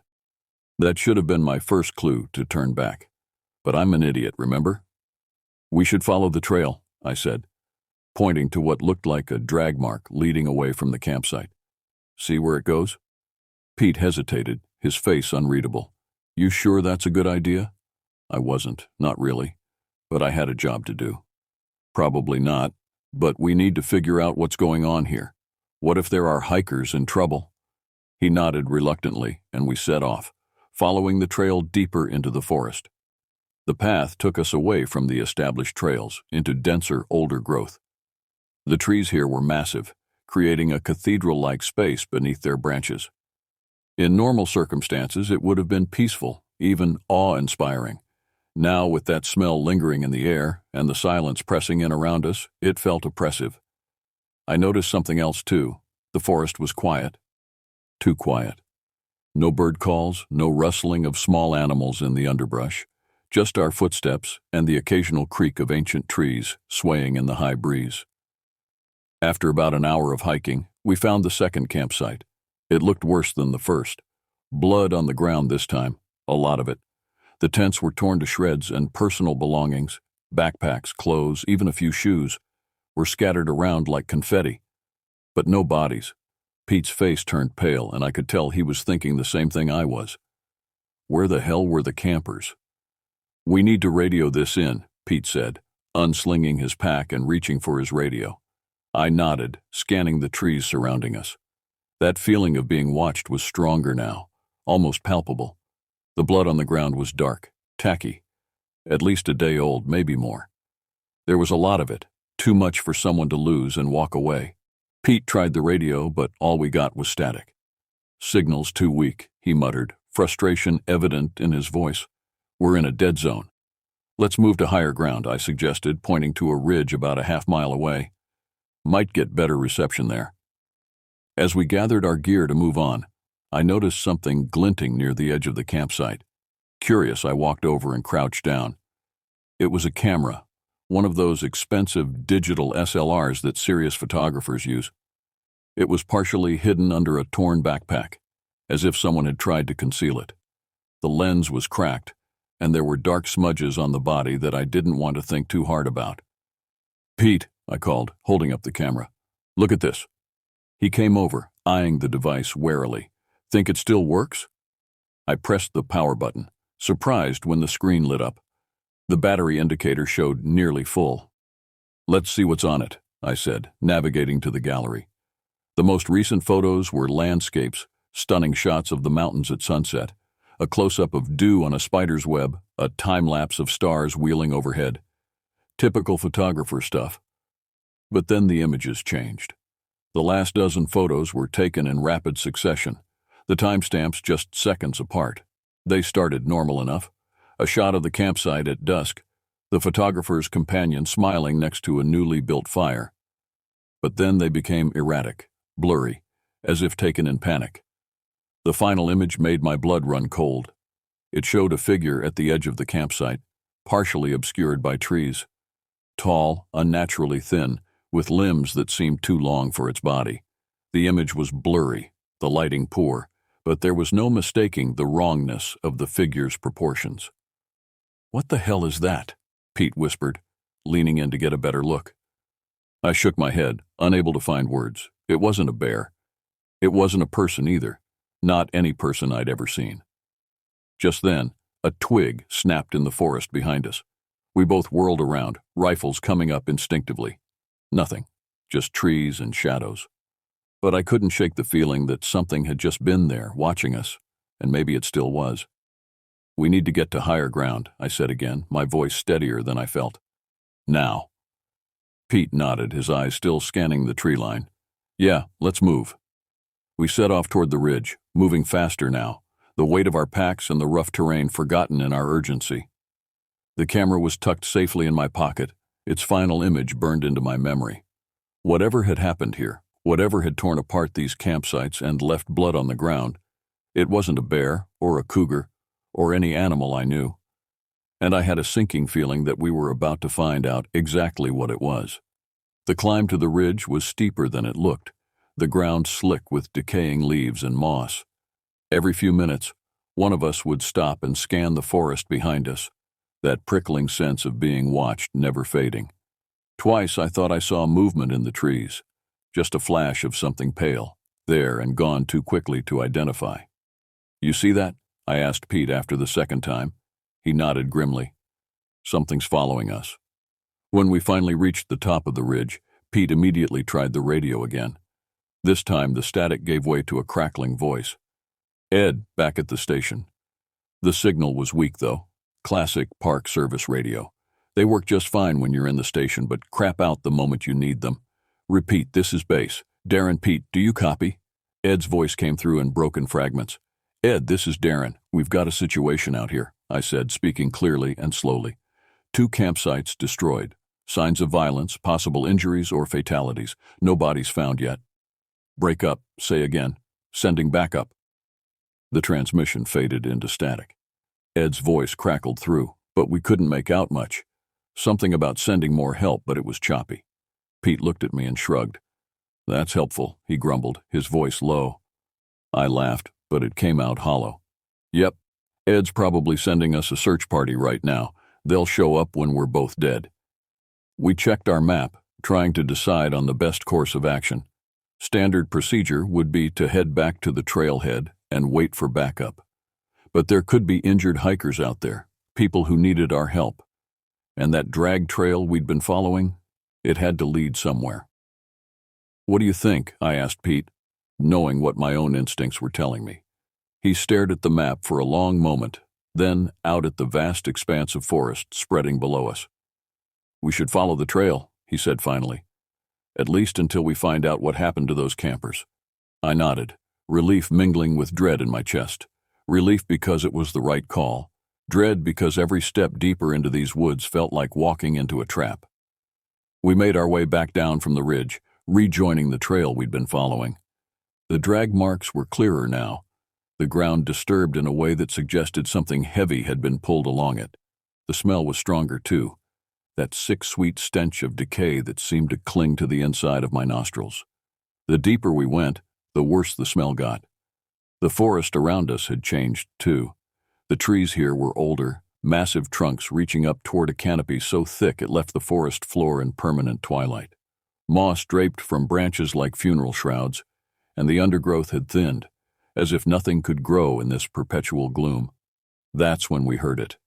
A soft rustling like someone shifting in the underbrush. Pete froze, his hand hovering near his rifle. What the hell was that? I whispered. Before Pete could answer, a figure darted across the path, fast as hell, too fast. I caught just a glimpse, something hunched over, almost humanoid but twisted, deformed. Pete didn't hesitate. He raised his rifle, but whatever it was had already disappeared into the trees. Now I've seen some weird animals in my time, but this thing wasn't right. It moved like a person, but in that jerky, unnatural way that makes your skin crawl. Pete looked at me, his eyes wide. For the first time since I'd known him, I saw fear. We should head back, Pete said, his voice barely above a whisper. I wanted to agree. Every part of me screamed to get the hell out of there, but my dumbass sense of duty kicked in. We were rangers. We were supposed to protect these woods, the people who visited them, and we still hadn't found the missing campers. Against my better judgment, I nodded toward the trail. We've come this far. We moved slower after that, more cautious. My rifle felt heavier in my hands, and I could feel the sweat running down my back, mixing with the cold September air. Every sound, the wind, the rustling of leaves, felt like it was hiding something more sinister. The trail led us to a small clearing. At first, I didn't comprehend what I was seeing. The ground was dark with dried blood, and scattered around were pieces. It took my brain a moment to process what my eyes were registering, and then we found it. There, in the clearing, were the bodies, or what was left of them. At first, I couldn't tell if they were human. The limbs had been torn apart, scattered like a twisted jigsaw puzzle. Blood stained the grass, dark and slick. Pete gagged, covering his mouth. I just stood there, frozen. Jesus Christ, I finally muttered, my voice shaking. What the hell did this? Pete didn't answer. His eyes were locked on something just beyond the clearing. I followed his gaze and saw it, the creature. It stood there, maybe 30 feet away, half hidden by the trees. Its body was tall and gaunt, but not in a way that made sense. Its skin was pale, almost translucent, stretched tight over bones that didn't seem to fit together right. Its arms were too long, its legs bent in strange angles. And its face? Well, that's the part that'll stick with me forever. It didn't have one. Or if it did, It was more of a twisted approximation of a human face, like someone had tried to mold it out of clay but gave up halfway through. Where eyes should have been, there were just dark sunken pits. Its mouth was a jagged tear across the lower portion of its face, lined with what looked like too many teeth, all sharp and uneven. The thing stared at us, or at least I think it did. And then it moved. Fast. Too fast for something that size. Pete fired, the sound of the shot echoing through the trees. I didn't wait to see if he hit it. I grabbed Pete by the arm and yanked him toward the trail. "Run!" I shouted, my voice cracking.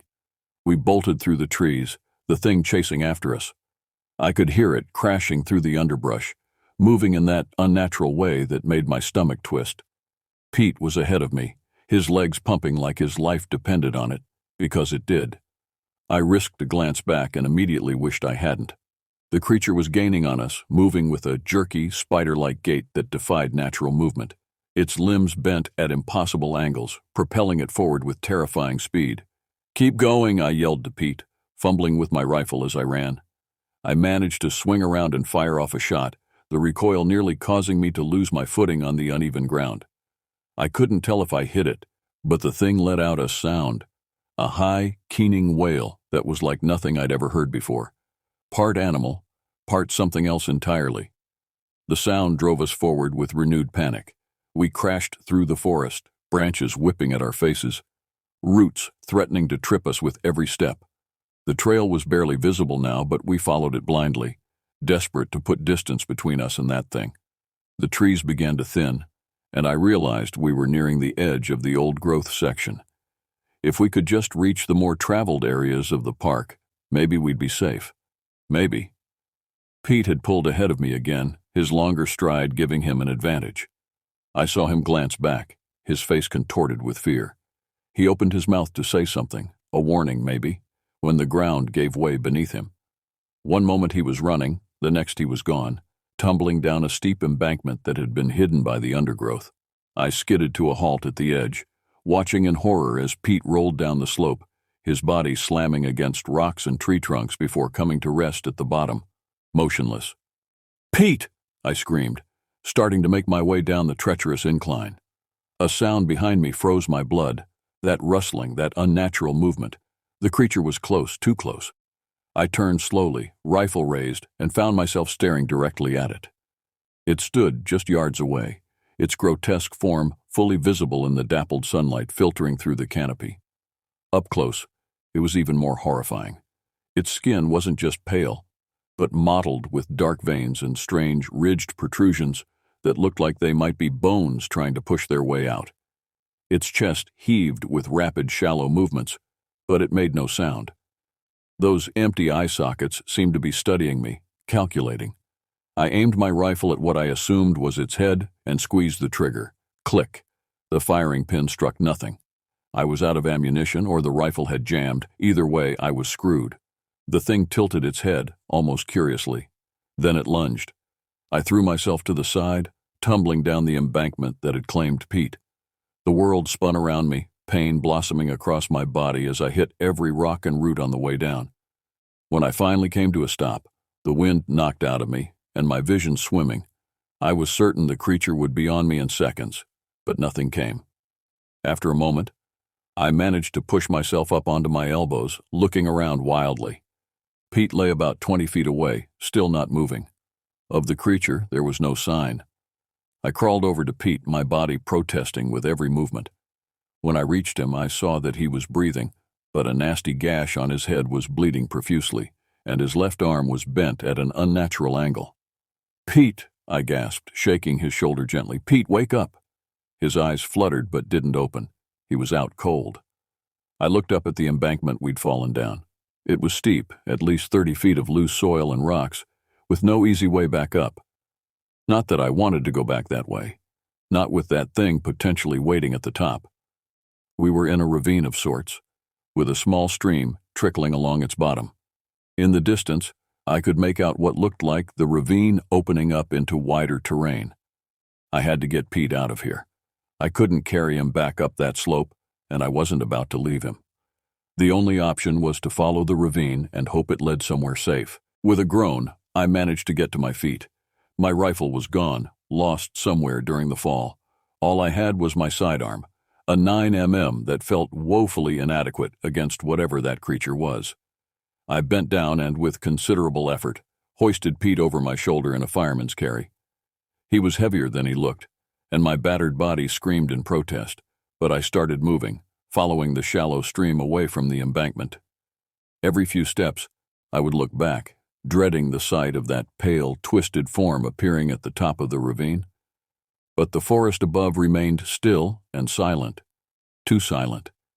The unnatural quiet that had descended on the woods earlier had returned, pressing in around me like a physical weight. No birds, no insects, just the sound of my labored breathing and the occasional groan from Pete. I don't know how long I walked, carrying Pete through that ravine. Time seemed to blur, each painful step blending into the next. The stream beside me gradually widened, and the walls of the ravine began to slope more gently. Eventually, we emerged onto a flatter area, the forest opening up around us. I recognized where we were, about 2 miles from the service road where we'd parked the Jeep. If I could just make it there, get Pete into the vehicle. A sound behind me made me whirl around, nearly dropping Pete in the process. There, at the edge of the trees, stood the creature. It hadn't pursued us through the ravine, but had somehow circled around, cutting off our path to the road. It stood perfectly still, those empty eye sockets fixed on us. Then, slowly, deliberately, it began to move toward us. I drew my sidearm with my free hand, knowing it would probably do little good. "Stay back," I shouted, as if reasoning with this thing was possible. It paused, tilting its head again in that unnervingly curious way. For a moment we stood frozen in a terrible tableau, me with Pete draped across my shoulders, gun aimed at a nightmare made flesh. Then, from somewhere in the distance, came the sound of voices. Human voices calling out, "Darren! Pete, where are you guys?" The search party. Ed had come through after all. The creature's head snapped toward the sound, its whole body tensing. It made that keening noise again, softer this time, almost like a whimper. Then, with one last look at us, a look that somehow conveyed both hunger and reluctance, it turned and melted back into the forest, moving with that impossible speed. I stood there, shaking, until the voices grew closer, and flashlight beams began to cut through the trees. Only then did I lower my gun, the adrenaline that had kept me going suddenly draining away, leaving me weak and trembling. "Over here," I managed to call out, my voice hoarse. Figures emerged from the trees. Ed, 2 other rangers I recognized, and a couple of search and rescue volunteers. Their expressions changed from relief to alarm as they took in the sight of me, battered and bleeding, with an unconscious Pete over my shoulders. "Jesus, Darren, what happened?" Ed asked as they rushed forward, carefully taking Pete from me. I opened my mouth to tell them everything. The campsites, the bodies, the creature that defied explanation. But looking at their faces, at the rational concern and confusion written there, I hesitated. Who would believe me? Who would believe that something that shouldn't exist had torn apart campers and chased us through the woods? "Bear attack," I said finally, the lie tasting bitter on my tongue. "Big one. Caught us by surprise." Ed's eyebrows rose skeptically as the others laid Pete on a portable stretcher. "A bear did this? Where is it now?" I gestured vaguely back toward the ravine. "Lost it in there, shot at it a few times, might have wounded it." Ed studied my face for a long moment, and I had the uncomfortable feeling he knew I was lying.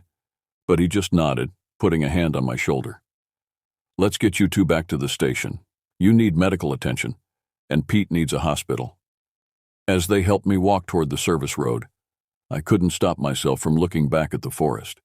Through the trees, deep in the shadows, I thought I saw something pale watching us leave. But maybe that was just my imagination. Maybe. They took Pete directly to the regional hospital in an ambulance. I insisted I was fine, but Ed made me get checked out anyway. The paramedics at the ranger station cleaned and bandaged my cuts, told me I had a mild concussion, and recommended I go to the hospital for observation. I declined. I needed to be alone, needed time to process what had happened. My official report stated that we had encountered a large, aggressive black bear that had been responsible for the destruction of the campsites, I claimed the bear had charged us, causing us to flee and subsequently fall down the ravine. I didn't mention the bodies we'd found in the clearing. I didn't mention the creature with its wrong proportions and empty face. I couldn't bring myself to put that on paper, to see how crazy it would look in black and white. Frank was skeptical of my story from the start. A black bear did all that damage? And you didn't get a clear look at it? It was moving fast, I said, not meeting his eyes. Everything happened quickly. He sighed, rubbing his beard the way he did when he was frustrated. Darren, if there's something else going on here. There isn't, I interrupted, perhaps too forcefully. Just a bear, a big one. Frank didn't press further, but I could tell he wasn't convinced. He assigned a team to go back and investigate the campsites, armed with tranquilizer guns and bear spray. They found the destroyed sites just as Pete and I had described, but no sign of bodies, blood, or a drag trail. It was as if the clearing we'd found had never existed. Later, I would learn that there had been no missing persons reports filed for the area. No one had come forward looking for missing hikers or campers. It was as if those people we'd found, or what was left of them, had never existed at all. I didn't sleep for 3 days after the incident. Every time I closed my eyes, I saw that creature, its twisted limbs and empty face. I heard that keening wail, felt the panic of running through the forest with something inhuman at my heels. When exhaustion finally claimed me, my dreams were filled with pale figures moving just beyond my vision, always watching, always waiting. I visited Pete in the hospital a week after the attack. He'd suffered a concussion, a broken arm, and various cuts and bruises, but the doctors said he'd make a full recovery. When I entered his room, he was sitting up in bed, staring out the window at the mountains in the distance. "Hey," I said, setting a bag of grapes on his bedside table. "How are you feeling?" He turned to look at me, and I was struck by how much older he seemed. There were new lines around his eyes, a tightness to his mouth that hadn't been there before. "What did you tell them?" he asked without preamble. I shifted uncomfortably. "That it was a bear." Pete let out a short, humorless laugh. "A bear, right. What was I supposed to say, Pete? That we saw something that doesn't exist? They'd have us both committed." He was quiet for a long moment, his gaze returning to the window. "I'm quitting," he said finally. "As soon as I'm out of here, I'm done with the Park Service." I wasn't surprised. I'd been half expecting it. "Where will you go?" "My sister lives in Arizona. Desert. No forests, no mountains, no whatever that thing was." He looked at me again, his eyes haunted. "You should leave too, Darren. That thing, it's still out there." I couldn't argue with that. I knew he was right. But something kept me from agreeing, from saying I'd pack up and go too. Maybe it was stubbornness, or some misplaced sense of responsibility. Maybe it was the fact that I had nowhere else to go, no one waiting for me outside the park. "I'll think about it," I lied. Pete saw through it immediately. "No, you won't," he sighed. "You're going to stay, and that thing is going to be out there, watching, waiting." I didn't have a response to that. Pete quit the next day. I can't blame him. He packed his stuff and took off. Said he was done with the Park Service for good. Within a week, he was gone, headed for the Arizona desert without so much as a goodbye. Me? Well, I'm still here. Dumbass, remember? The higher-ups didn't believe us, of course. They chalked it up to a bear attack gone wrong, said we were just shaken up. But I know what I saw. And Pete knows too, even if he's halfway across the country by now. Life at the park tried to return to normal. I went back on patrol, though Frank kept me on the easier trails, closer to the ranger station. I didn't argue. The thought of going back into the deep woods, of possibly encountering that thing again, filled me with a cold dread I couldn't shake. The nightmares continued. Sometimes I'd wake up convinced the creature was in my cabin, standing at the foot of my bed with those empty eye sockets staring down at me. I started sleeping with my sidearm under my pillow, the safety off. About 3 weeks after the incident, something strange happened. I was in the station filing reports when 2 men in suits walked in. They weren't dressed for hiking or camping. Their polished shoes and pressed slacks stood out like sore thumbs among the muddy boots and rugged outdoor gear of the park rangers. They asked to speak with Frank, then with me. In the small meeting room at the back of the station, they introduced themselves as Agents Johnson and Miller from the U.S. Fish and Wildlife Service. But something about them, their stiff posture, the way they exchanged glances, the carefully neutral expressions, made me doubt that's who they really were. "We understand you had an encounter with an unidentified animal species," Agent Johnson said, his voice flat. I stuck to my story. "Black bear, aggressive one." Agent Miller's lips twitched in what might have been amusement. "Mr. Slade, we've read your report. We've also spoken with Mr. Jacobs." My stomach dropped. "Pete told you it was a bear, too?" "In his official report, yes," Johnson nodded. "But in our conversation with him in Arizona, he was more forthcoming." I swallowed hard, saying nothing. "We'd like you to tell us exactly what you saw," Miller said, leaning forward slightly, "no matter how unusual it might sound." There was something in his tone, a hint that he already knew, that made me crack. I told them everything, the campsites, the drag trail, the bodies, and the creature with its wrong proportions and empty face. As I spoke, neither of them showed surprise or disbelief. They just nodded occasionally, taking notes. When I finished, Johnson slid a photograph across the table. "Is this what you saw?" The image was grainy, taken from a distance, but there was no mistaking the elongated limbs, the emaciated torso, the featureless head. I felt my blood run cold. "Where did you get this?" I asked, my voice barely above a whisper. "That's classified," Miller replied smoothly, taking the photo back. "But you're not the first to encounter this phenomenon, and I doubt you'll be the last." "What is it?" I demanded. The agents exchanged another glance. "We don't know for certain," Johnson said carefully, "but we have theories. Some believe it's a previously undocumented species. Others suggest alternative origins." "What does that mean?" I pressed. Miller stood, straightening his jacket.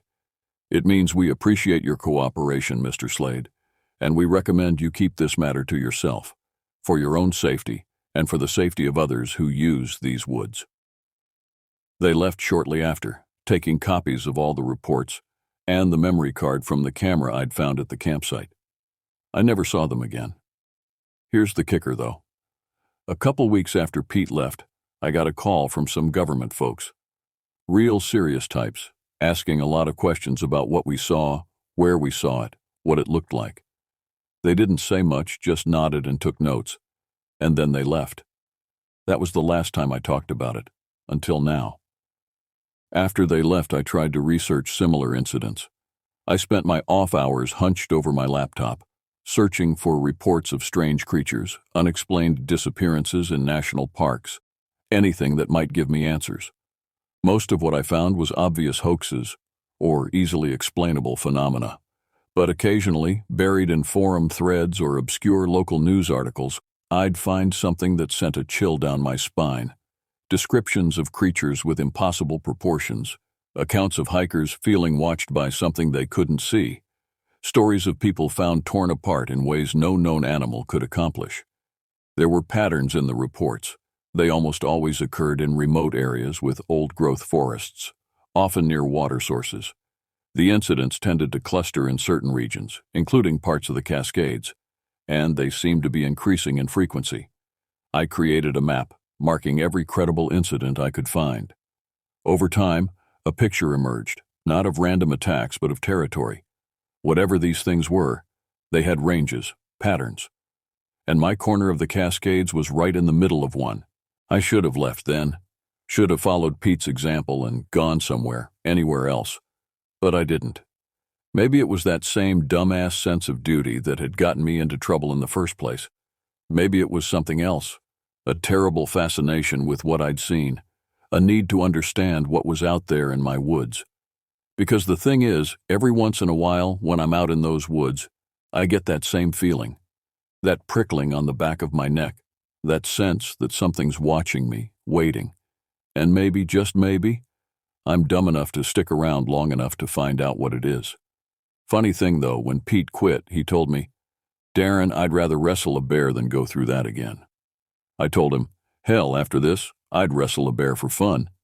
Guess I should be more careful about what I wish for." 6 months passed.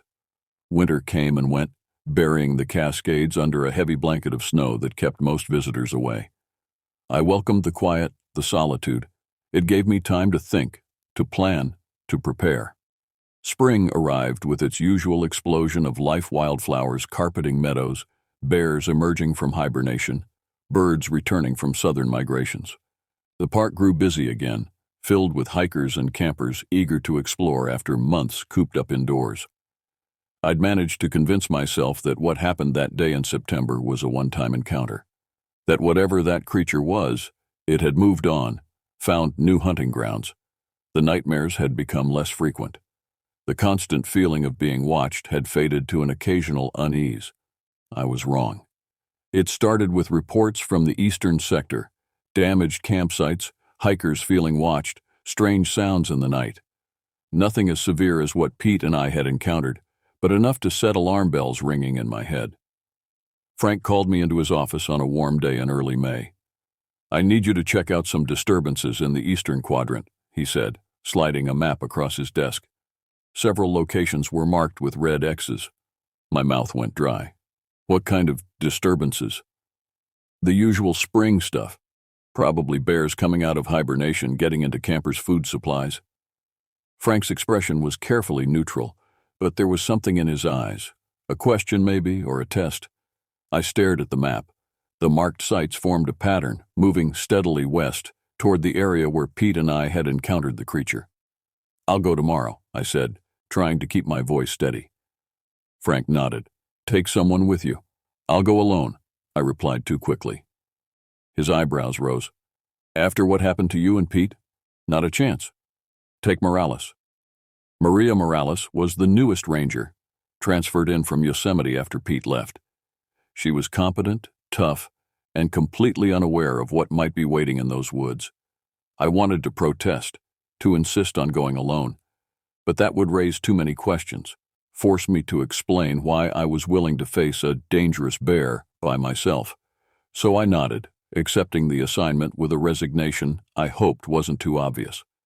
That night, I prepared more thoroughly than I had for any patrol in my career. I cleaned and loaded my rifle, packed extra ammunition, a more powerful flashlight, and a satellite phone I'd purchased with my own money. No more relying on Park Service radios that failed when you needed them most. I also packed something else, a small digital recorder. If I encountered the creature again, I wanted evidence, something the men in suits couldn't simply take away and classify. Morales met me at the station the next morning, her dark hair pulled back in a practical ponytail, her expression alert and eager. She'd been a ranger for 5 years before transferring, and it showed in her confident movements and careful preparation. "So, problem bear?" she asked as we loaded our gear into the Jeep. "Probably," I muttered, avoiding her eyes. "We'll see." The drive to the eastern sector was quiet, with Morales occasionally pointing out wildlife or asking questions about the park's geography that I answered mechanically, my mind elsewhere. We parked at the trailhead and continued on foot, following a well-maintained path that would lead us to the first marked location. Everything seemed normal at first. The forest was alive with sound bird song, the rustle of small animals in the underbrush, the distant call of a hawk. Nothing like the unnatural silence that had preceded our encounter with the creature. The first campsite showed typical bear damage, a torn-open cooler, claw marks on a tree where a food bag had been hung, paw prints in the soft earth. I felt myself relax slightly. Maybe Frank was right. Maybe it was just a bear. But as we moved to the second site, things changed. The forest grew quieter. That prickling sensation returned to the back of my neck, the feeling of being watched. I found myself scanning the trees more often, my hand straying to my rifle. Morales noticed. "Everything okay?" "Fine," I lied. "Just being careful." The second campsite was different. The damage wasn't consistent with a bear. A tent had been methodically torn apart, the fabric separated at the seams rather than ripped by claws. Personal items were scattered in that deliberate way I remembered from before, as if something had examined each object before discarding it. And there was that smell, that sickly sweet odor of decay that had haunted my nightmares. "What kind of bear does this?" Morales asked, crouching to examine the remains of a backpack. Not a bear, I said quietly. She looked up, surprised. Then what? I opened my mouth, then closed it again. What could I say? That I thought it was some impossible creature that shouldn't exist? That men in suits had interviewed me about it but refused to explain what it was? I'm not sure, I said finally, but we should be careful. Morales nodded, her hand moving to rest on her sidearm. She might not know what we were dealing with, but she was smart enough to sense that something was wrong. We continued to the third site, moving more cautiously now. The feeling of being watched intensified, and the forest had fallen completely silent. No birds, no insects, nothing but the sound of our own breathing and footsteps. The third campsite was the worst. Blood on the ground again. Not a lot, but enough to indicate injury. The tents were destroyed, supplies scattered. And there it was, a drag trail leading away from the camp into the deeper woods. Morales saw it too. We need to follow that, she said, already starting forward. Someone could be hurt. I caught her arm. Wait. She turned, impatient. Darren, there could be injured hikers out there. Or there could be something dangerous, I countered. We need to be smart about this. She studied my face for a moment. You know something you're not telling me. It wasn't a question. I sighed, releasing her arm. Last fall, my partner and I encountered something out here. Something not natural. Not natural? She repeated skeptically. It looked almost human, but wrong. Too tall, limbs too long. It moved incredibly fast. It attacked us. Pete quit because of it. The words tumbled out, sounding even more ridiculous aloud than they had in my head. To my surprise, Morales didn't laugh or dismiss me. She just nodded slowly. I've heard stories from other parks. Things that don't match known species. Rangers and hikers going missing in areas they know well. She paused. Most people write it off as paranoia or misidentification. But not everyone. You believe me? I asked, stunned. She shrugged. I've seen enough weird shit in my years as a ranger to know the woods hold secrets, and I trust your experience more than I trust rumors about bears. Relief washed over me. Then you understand why we need to be careful. Absolutely, she agreed. But we still need to check for survivors. That's our job. She was right, of course. Despite the danger, we couldn't just turn back. Not if there was a chance someone needed our help. We'll follow the trail, I conceded. But we stay together, move slowly. And at the first sign of trouble, we retreat. Agreed? Agreed, Morales nodded, drawing her sidearm. Lead the way. The drag trail led us deeper into the forest, away from established paths. Just like before, the trees grew older and larger, the canopy thicker, casting everything in a perpetual twilight. The smell of decay grew stronger. I kept the satellite phone in one hand, rifle in the other, ready to call for help at the first sign of the creature. Morales moved beside me, alert and tense, her eyes constantly scanning our surroundings. Do you hear that? She whispered after we'd been walking for about 20 minutes. I stopped, listening. At first I heard nothing. Then, faintly, a sound reached my ears, a soft, rhythmic thumping, like something heavy being struck against wood. What is that? I murmured. Morales shook her head. No idea. We moved forward more cautiously, the sound growing louder with each step. It was coming from somewhere ahead, beyond a dense stand of trees. As we approached, I could make out a small clearing. The drag trail led directly to it. The thumping sound was clear now, steady and deliberate. Morales and I exchanged a glance, then slowly, carefully moved to the edge of the clearing, staying hidden among the trees. What I saw made my blood run cold. In the center of the clearing stood a crude structure, a framework of branches and logs lashed together with what looked like strips of fabric and other things I didn't want to examine too closely. It resembled a primitive shelter or blind, large enough for something the size of the creature to hide within. But it wasn't the structure itself that froze me in place. It was what surrounded it. Bodies. Or parts of bodies. At least 3, maybe more, in various states of dismemberment. They were arranged in a rough circle around the structure, some parts hanging from branches, others staked to the ground with sharpened sticks. And there, Moving among them with that jerky, unnatural gait was the creature. No, creatures. There were two of them, their pale, elongated forms sliding between trees and body parts with fluid, inhuman movements. The thumping sound came from one of them, striking a branch against a tree trunk in a steady rhythm. The other moved between the bodies, manipulating limbs and torsos with its two long fingers, arranging them like a child playing with dolls. Neither creature had noticed us yet, too absorbed in their macabre activities. Beside me, Morales had gone completely still, her face drained of color. "What the fuck?" she breathed, so quietly I barely heard her. I put a finger to my lips, then slowly, carefully began to back away. We needed to get out of here, to call for help, though what kind of help would be effective against these things I had no idea. We had moved perhaps 10 feet when disaster struck. Morales's boot came down on a fallen branch, snapping it with a crack that seemed deafening in the silence of the forest. Both creatures froze. Then, as one, their heads swiveled toward us, those empty eye sockets somehow finding us despite our concealment. For a heartbeat, nothing moved. Then, one of the creatures let out that keening wail I remembered from my first encounter, and they both began to move toward us with terrifying speed. "Run!" I shouted, grabbing Morales by the arm and yanking her back toward the trail. We crashed through the undergrowth, all attempts at stealth abandoned. Behind us, I could hear the creatures pursuing, their movements creating a sound like nothing I'd ever heard, a strange, skittering noise punctuated by that awful wailing. I fumbled with the satellite phone as we ran, trying to dial with one hand while keeping my rifle ready with the other. Morales ran beside me, her sidearm out, occasionally turning to fire behind us. The shots seemed to have little effect. The creatures kept coming, gaining on us with every stride of their impossible limbs. "The trail splits ahead," Morales gasped. "Which way?" I remembered the terrain from our hike in. "Left, downhill, toward the river." Maybe water would slow them down, maybe not. But it was our best chance.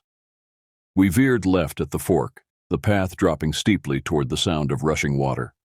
Behind us, one of the creatures screamed, not in pain, but in what sounded almost like frustration. The satellite phone finally connected as we ran, a voice crackling through the static. "Emergency services. What's your situation?" "Park rangers under attack," I shouted into the phone, not caring how crazy I sounded. "Eastern quadrant of Cascade Park, following Trail 27 toward Rattlesnake River. Send everyone." "Sir, can you describe the nature of the—" The connection cut off as I stumbled, nearly falling down the increasingly steep path. I shoved the useless phone into my pocket and focused on keeping my footing.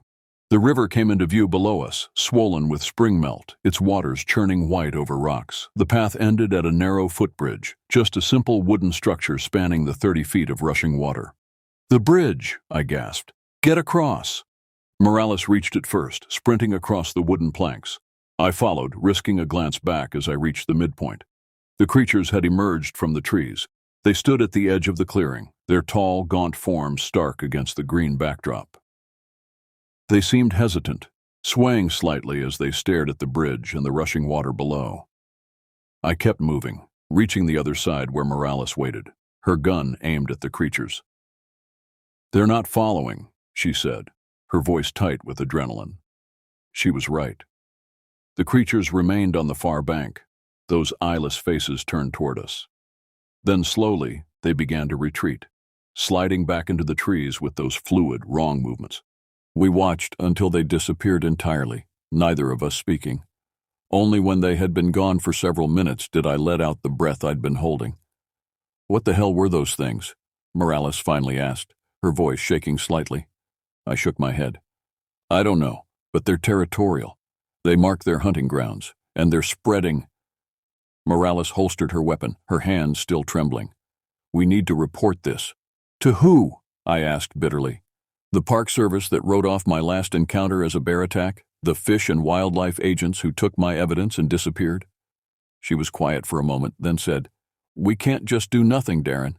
Those things killed people. They're still killing people." I knew she was right. Whatever those creatures were, they weren't going to stop. Their territory was expanding, moving closer to popular trails and campsites. It was only a matter of time before more hikers disappeared, before more rangers encountered what we had.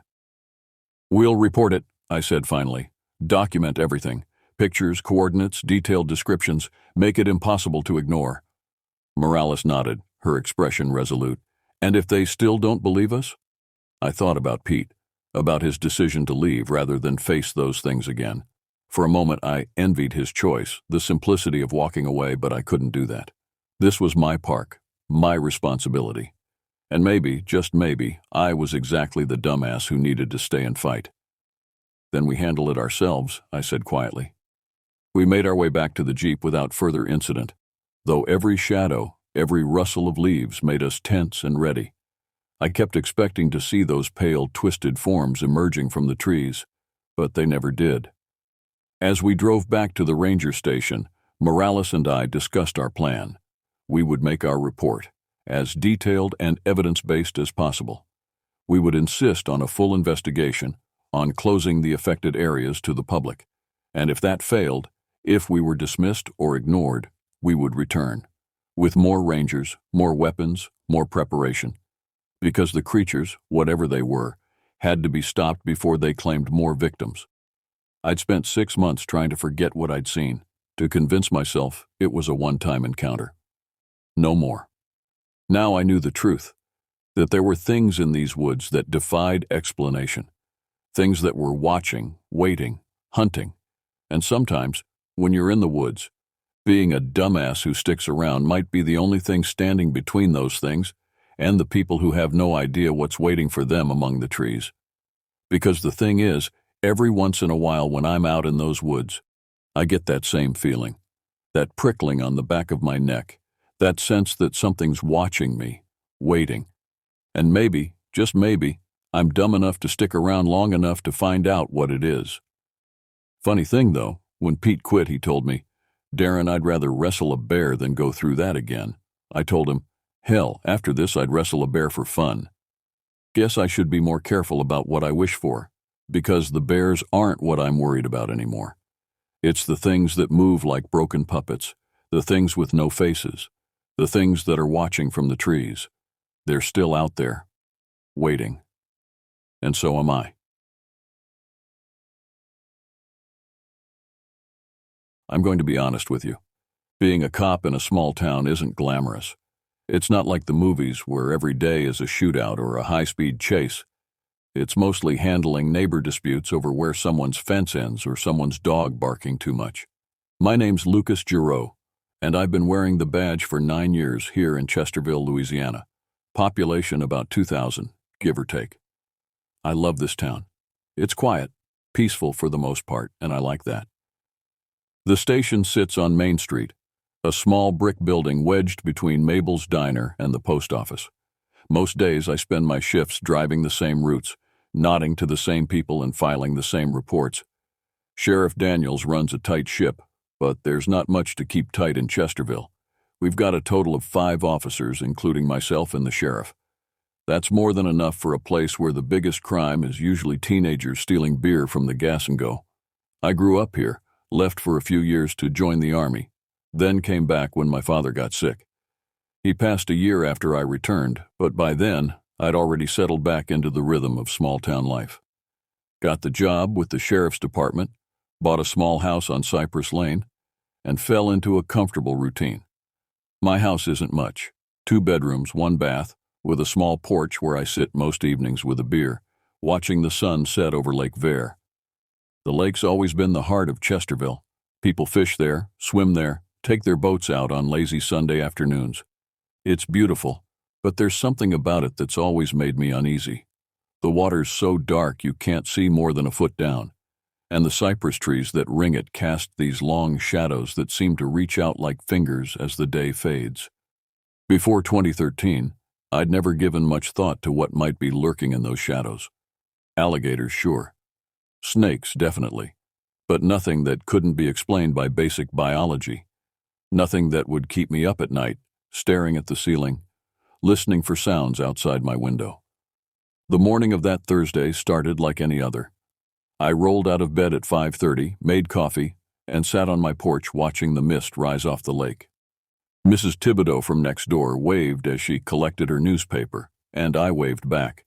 Her husband Frank had died the year before, and she lived alone with 3 cats and a collection of porcelain angels that filled every windowsill of her house. "Morning, Officer Giroux," she called. "Gonna be a hot one today." "Yes, ma'am," I replied, raising my coffee cup in salute. "Stay cool." At the station, Sheriff Daniels was already at his desk, finishing the last of a box of donuts from Mabel's. He nodded as I walked in. "Looks like we got a call from the Perkins place again," he said, pushing a report toward me. "Their mail got stolen 3 days in a row. Probably raccoons, but you might want to take a drive out there." I nodded, taking the report. "Anything else?" "Just the usual." "Oh, and keep an eye out near the high school. Principal called and said she's seen some strange cars parked across the street after hours. Probably nothing, but worth checking."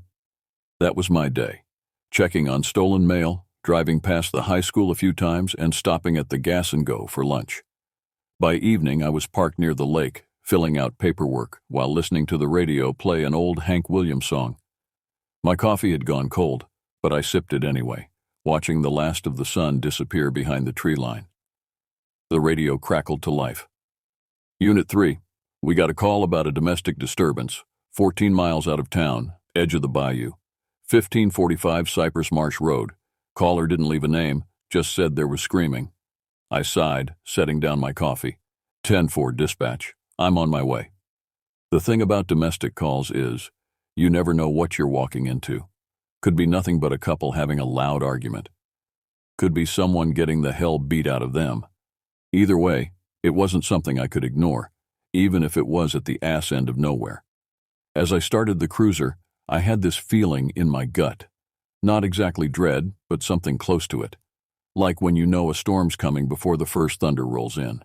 I shook it off, chalking it up to the cold coffee and the fact that I was missing the baseball game on TV.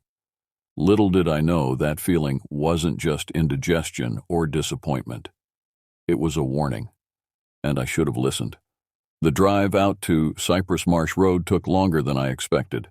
The main highway gave way to parish roads, which eventually turned into little more than dirt paths cutting through the swamp. My cruiser's headlights carved a tunnel through the darkness, barely illuminating the overgrown vegetation that pressed in from both sides. I'd been out this way before, but not often. Not many people lived this far from town. Just a few old-timers who'd been here longer than anyone could remember, and the occasional drifter looking for a quiet place to disappear. The houses, if you could call them that, were mostly ramshackle cabins set back from the road, hidden by the trees and the constant mist that rolled in from the swamp at night. The radio had gone silent, nothing but static this far out. I tried calling back to dispatch, but all I got was a crackle of white noise. Great. So I was on my own. The address, 1545 Cypress Marsh Road, turned out to be one of those places that doesn't really have a proper address. No mailbox, no house number, just a barely visible turnoff, marked by 3 notches cut into a cypress tree. If I hadn't been looking for it, I would have missed it completely. My cruiser crawled down what might generously be called a driveway, though it was more like 2 tire tracks cutting through the undergrowth. Branches scraped against the sides like fingernails, and the headlights bounced off the dense fog that had settled over everything. The smell hit me first when I rolled down my window to get a better look. That distinct bayou scent, rotting vegetation, stagnant water, and something else I couldn't quite place. Something metallic like blood or rust. The cabin appeared suddenly, looming out of the mist. It was a single-story structure, the wood gray and weathered, the tin roof patched in places with what looked like sheet metal and tar. A dim light flickered behind curtained windows, casting moving shadows across the front porch. I parked, leaving the cruiser's headlights on to illuminate the approach. As I stepped out, my boots sank slightly into the soft ground. The night was unnaturally quiet. No chirping cicadas, no croaking frogs, none of the usual bayou night sounds. Just a heavy, waiting silence that pressed against my eardrums. "Hello?" I called out, one hand resting on my holstered gun. "Chesterville Police." No response. Not even movement behind the curtains. I approached slowly, scanning the surroundings. The property was cluttered with the usual rural detritus. A rusted-out truck up on blocks, various engine parts scattered across what might have once been a lawn, a stack of lobster traps, even though we were miles from the Gulf. The porch steps creaked under my weight. Old wood, probably rotting from years of humidity. The door was solid, though, newer than the rest of the house, with a deadbolt lock that also looked recently installed. I knocked firmly. Police. Anyone home? That's when I heard it. A scraping noise from inside. Heavy, deliberate. Something being dragged across the floor. Then silence again. I'm responding to a report of a disturbance, I called out, louder this time. Open the door, please. More scraping, followed by a thud. Then what sounded like breathing. Deep, ragged breathing just on the other side of the door. The hairs on the back of my neck stood up. In 9 years of police work, I'd developed a pretty good instinct for danger. Right now, every nerve in my body was telling me to get back in my car and drive away. But that's not what they pay me for. I tried the doorknob, locked as expected. I moved to the nearest window, trying to peer through a gap in the curtains. All I could make out was a dim interior, what looked like sparse furniture, and shadows that seemed to move independently of the flickering light source. Protocol said I should go back to my car, call for backup, and wait. But my radio wasn't working, and whatever was happening inside might not wait for the 30-minute drive back to where I could get a signal, then the 30-minute drive back with help. So I circled the cabin, looking for another way in or at least a better view of what I was dealing with. The side windows were boarded up from the inside, which struck me as odd. Usually people board windows from the outside to keep others out, not from the inside to keep something in. As I rounded the back of the cabin, my flashlight beam caught something on the ground. Footprints in the soft mud. But not normal footprints. These were large, much larger than my size 11 boots, and had an unusual shape. The toe area splayed out into what looked like claws, and they were bipedal, 2 legs, not 4. My first thought was bear, but bears don't typically walk on just their hind legs for any distance. And these prints were clearly from something that was walking upright, stride after stride, leading up to the cabin's back door. The back door hung partially open, its frame splintered like something had forced its way in, or out. I drew my weapon, heart hammering in my chest. 9 years on the force, and I'd pulled my gun maybe 3 times, never fired it outside the range. But something told me I might need it now. Police officer, I called out again, pushing the door open wider with my foot. Anyone inside? The smell that hit me made my eyes water. A putrid mix of decay, wet animal fur, and that same metallic tang I'd noticed earlier, but stronger now. Much stronger. My flashlight beam cut through the darkness of what appeared to be a kitchen. An old stove, a refrigerator humming loudly, dirty dishes piled in a sink. Normal, until you noticed the deep gouges in the wooden table, like something had clawed through it, or the dark spatters across the wall that looked suspiciously like blood. I moved deeper into the cabin, each step careful, deliberate. The scraping sound had stopped, but I could still hear that breathing, coming from somewhere ahead. This is Officer Giroux with the Chesterville Police, I said, trying to keep my voice steady. I need whoever's here to identify themselves. A soft noise from the next room made me freeze, not breathing this time, something else, something that sounded almost like chewing. With my gun raised, I stepped into what must have been the main room of the cabin. And that's when my world changed forever. The first thing my flashlight illuminated was blood. So much blood. It was everywhere, pooled on the warped wooden floorboards, splattered across the walls, soaked into an old couch against the far wall. The coppery smell was overwhelming now, making my stomach turn. But it was what was in the center of the room that made me stop breathing. A man, or what remained of one, lay sprawled on his back. His chest cavity had been torn open, ribs splayed outward like a grotesque flower blooming from his torso. Internal organs were strewn around him, some partially eaten. His face was mostly gone, just a red ruin where features should have been. One arm was completely severed, lying several feet away from the body. I'd seen dead bodies before, car accidents, an occasional suicide, one drug overdose that had gone undiscovered for days in the summer heat. But nothing like this. Nothing that looked like something had purposefully torn a human being apart. And then I saw what had done it. It was crouched in the corner, partially hidden by shadows, but my flashlight caught its outline. At first, my brain tried to make sense of it.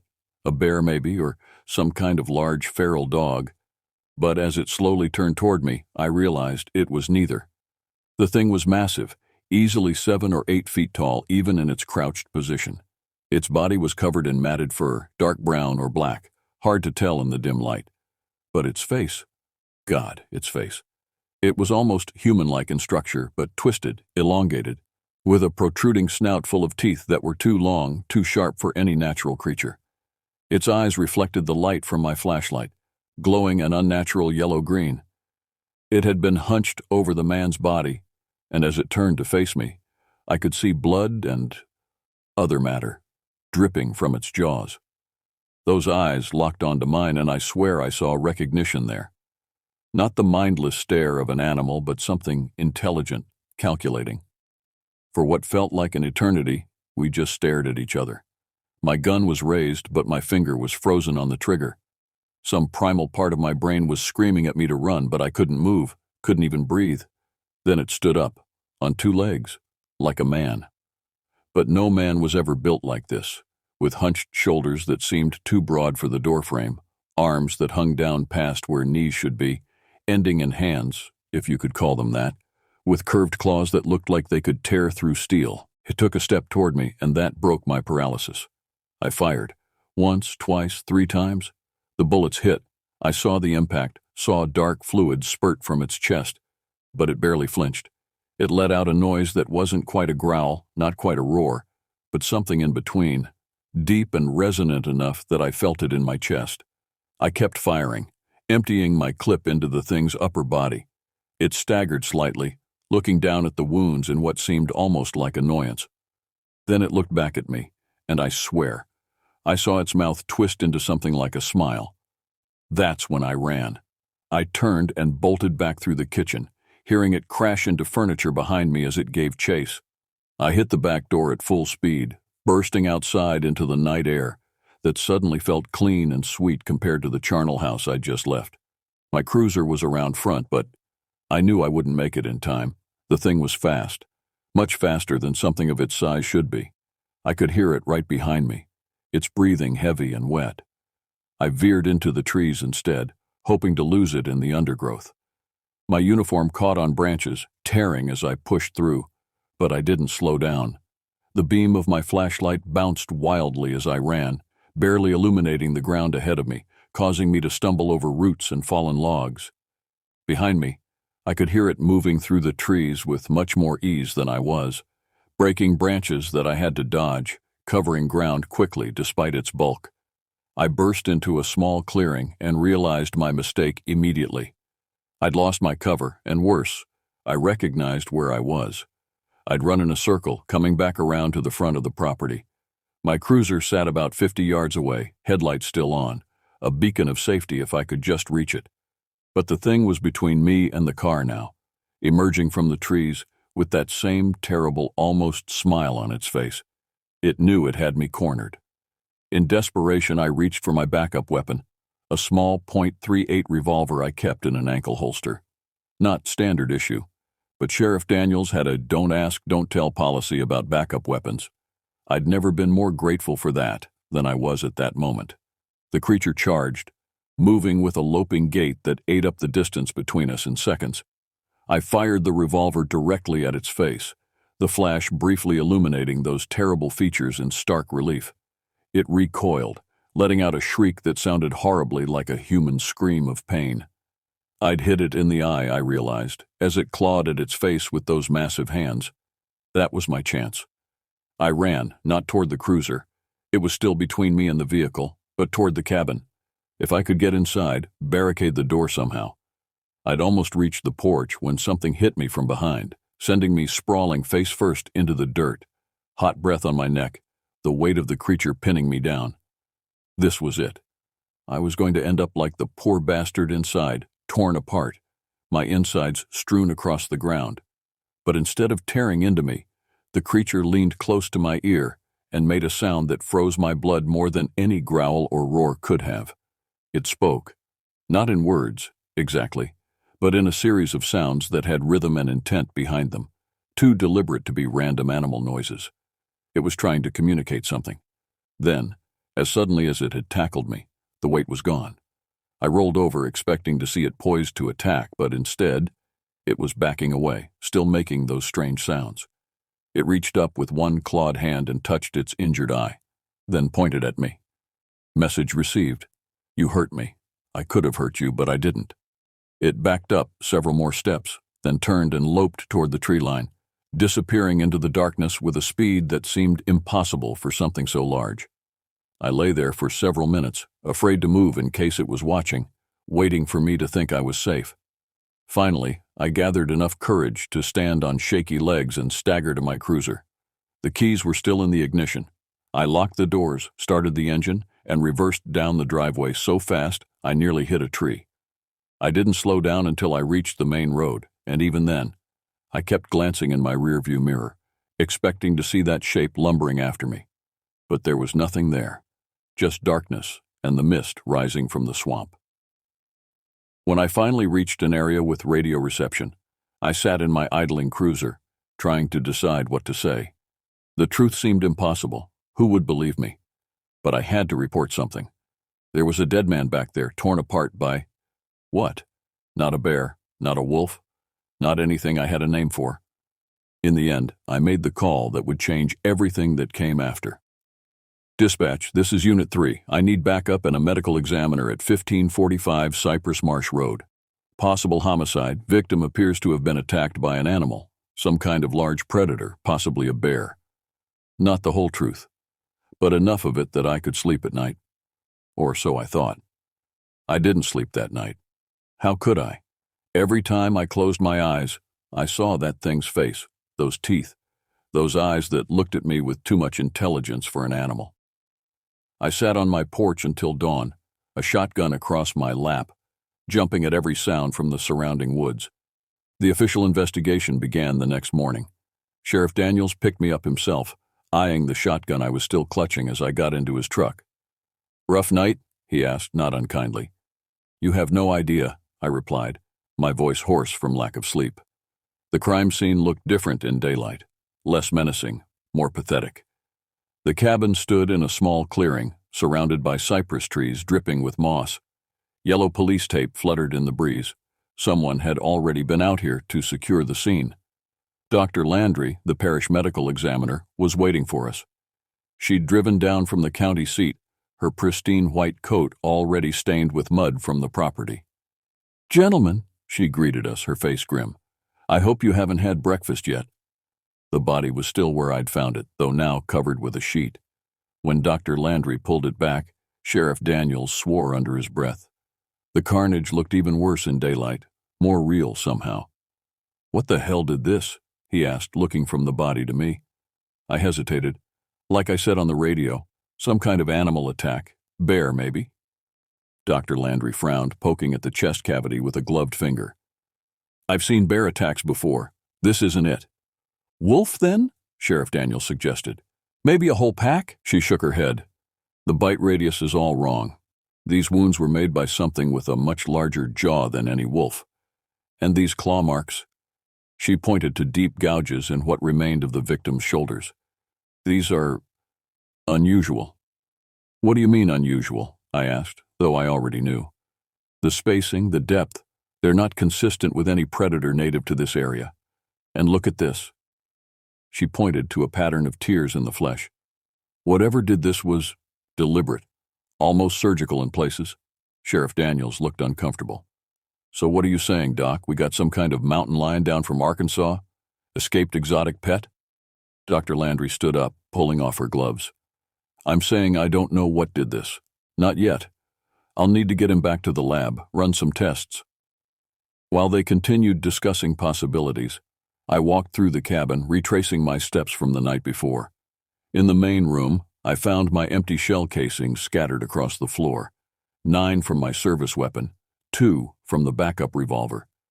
But something was missing. Blood. There should have been blood from the creature where my bullets hit it. I'd seen the impacts, seen fluid spurt from the wounds. But in the morning light, there was nothing.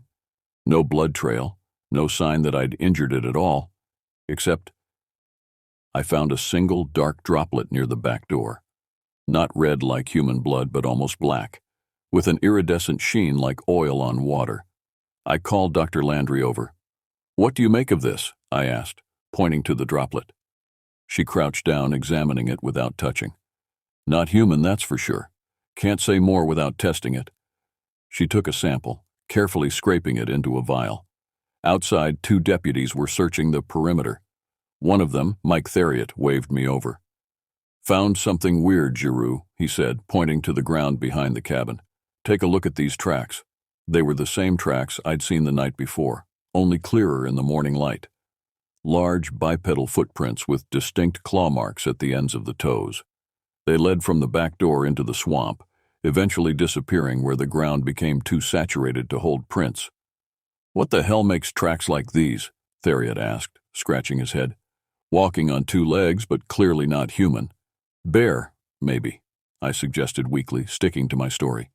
"They can walk on their hind legs for short distances." "For short distances, sure," Theriot agreed. "But these go on for at least 30 yards that I can see. And look at the stride length. Whatever made these was booking it." Sheriff Daniels joined us, frowning at the tracks. "Get plaster casts of these," he ordered, "and expand the search perimeter. I want to know if there are more tracks or any evidence of where this thing might have gone." By midday, we had a name for our victim, Jacob Mercer, 42, ex-con, who'd done time for armed robbery and assault. He'd been living in the cabin for about 6 months, according to the property owner, who lived in Texas, and claimed he hadn't even known someone was occupying the place. No one reported Mercer missing. No one had apparently cared enough to check on him when they heard screaming. The anonymous call had likely come from a neighbor half a mile away, who just wanted the noise to stop so they could sleep. We found his wallet, some cash, and drugs in the cabin, ruling out robbery as a motive. Not that I'd suspected a human attacker anyway. Back at the station, I wrote up my report. I stuck to the facts I could explain: responding to a call, finding the victim, evidence of an animal attack. I left out the details about what I'd really seen, what had chased me, what had spoken to me in sounds that weren't quite words. Sheriff Daniels read my report, his expression unreadable. "This all you got, Giroux?" "Yes, sir," I said, not meeting his eyes. He was quiet for a long moment. "You fired 11 rounds, he finally said. "That's a full magazine from your service weapon, plus 2 from what I'm guessing was your backup piece, though you didn't mention that in your report." I swallowed hard. "I thought it was coming after me. The animal. I fired to scare it off. And did you hit it?" I don't know. It was dark." He leaned back in his chair, studying me. "You know what's strange? When we found those shell casings, they were all in the main room, near the body. But you said you fired to scare off an animal that was chasing you." I'd been careless in my report, too focused on hiding what I'd really seen to maintain internal consistency. "I may have confused the sequence of events," I admitted. "It was a traumatic situation." Sheriff Daniels nodded slowly. "Traumatic, sure." He closed my report. "Look, Lucas, I've known you since you were knee-high to a grasshopper. Your daddy and I served on this force together for 20 years. I know when you're not telling me everything." I started to protest, but he held up a hand. "I'm not asking for a revised report, not yet. But I want you to take a few days off, clear your head, and when you're ready, if there's anything else you want to tell me about what happened out there, my door's open." I nodded, relieved to escape further questioning. "Thanks, Sheriff." As I was leaving, he called after me. "Oh, and Lucas? We got a call while you were writing your report. Couple of fishermen were out on Lake Vere last night, not far from where that cabin sits up from the shore. Said they heard gunshots, then saw something big moving through the trees. Something they swear wasn't human or any animal they recognized." My blood ran cold. "What did they see exactly?" "That's just it," Sheriff Daniels said, his expression grave. "They couldn't really describe it, except to say it walked on 2 legs and moved faster than anything they'd ever seen. Said it disappeared into the water." He paused. "Sound like the bear you encountered?" I couldn't answer. My hands had started to shake again. "Get some rest, Lucas," he said, more gently now. "And maybe think about whether there's a more complete version of events you want to share when you come back." I drove home in a daze. The weight of what had happened, and what might still be out there, pressing down on me like a physical thing. I'd told myself the creature was a one-off, some freak of nature that had found its way to our little corner of Louisiana. But if the fishermen had seen it too, if it was still out there. As I pulled into my driveway, I noticed something on my front porch. A dead rabbit, its body torn open in exactly the same way as Jacob Mercer's had been. A warning, a message, a promise that this wasn't over. I stood staring at it, gun drawn, scanning the tree line at the edge of my property. Nothing moved, but I couldn't shake the feeling that I was being watched, that those inhuman eyes were fixed on me even now, waiting to see what I would do next. 2 years have passed since that night at the cabin. 2 years of looking over my shoulder, of jumping at shadows, of wondering when, not if, I'll encounter that thing again. The official report on Jacob Mercer's death listed the cause as animal attack, predator species unknown. Dr. Landry never identified the black substance I found, though she confirmed it wasn't blood from any known animal. The case technically remains open, but no one actively investigates it anymore. Just another strange occurrence in the swamps, filed away and forgotten by everyone except me. I kept the dead rabbit to myself, burying it in the woods behind my house. There have been 3 more such gifts since then, always after I've gone too close to Lake Vere at night, always left where only I would find them. Messages, I'm sure now. Reminders that it's still out there, still watching. There have been other incidents too, though none as violent as what happened to Mercer. Hunters gone missing in the swamp, only to turn up miles away with no memory of how they got there. Fishing boats found adrift, their occupants nowhere to be found. Strange noises reported on the outskirts of town, always after dark, always near water. Sheriff Daniels retired last year, but before he left, he called me into his office one last time. "I've been in law enforcement for 40 years, he said, pouring us each a finger of bourbon from the bottle he kept in his bottom drawer. "Seen things I can explain and a few I can't. What happened out at that cabin?" He shook his head. "I never pressed you for the full story because I'm not sure I want to know. But whatever's out there, it's not done." "No," I agreed, taking a sip of bourbon. "It's not." "Be careful, Lucas," he said, his eyes serious. "Some mysteries are better left unsolved. But I can't leave this one alone as much as I've tried. I've spent countless hours researching, looking for similar cases across the country, across the world. There are stories, always dismissed as hoaxes or mass hysteria, of creatures that match what I saw. Different names in different regions. Rougarou in Cajun folklore, Wendigo further north, Sasquatch in the Pacific Northwest. Always described as standing upright, always with a mix of human and animal features, always with intelligence behind their eyes. Most people write these accounts off as tall tales or misidentifications of known animals. I might have too, once. But I know what I saw. I know what spoke to me in that clearing. I've taken to patrolling the lake at night, against all better judgment. Not looking for the creature exactly, but not avoiding it either. More like preparing. I carry silver bullets now, blessed by Father Mouton at St. Agnes Church, under the pretense that they're for protection against evil. I'm not sure they'll work any better than regular bullets, but the legends all mention silver, and I'm not taking chances. 2 months ago, I found tracks again, fresh ones, leading up from the lake to a campsite where a family had been staying. They were gone when I arrived, their tent shredded, blood splattered across their cooking equipment. I followed protocol, called it in as a possible animal attack, helped organize a search party.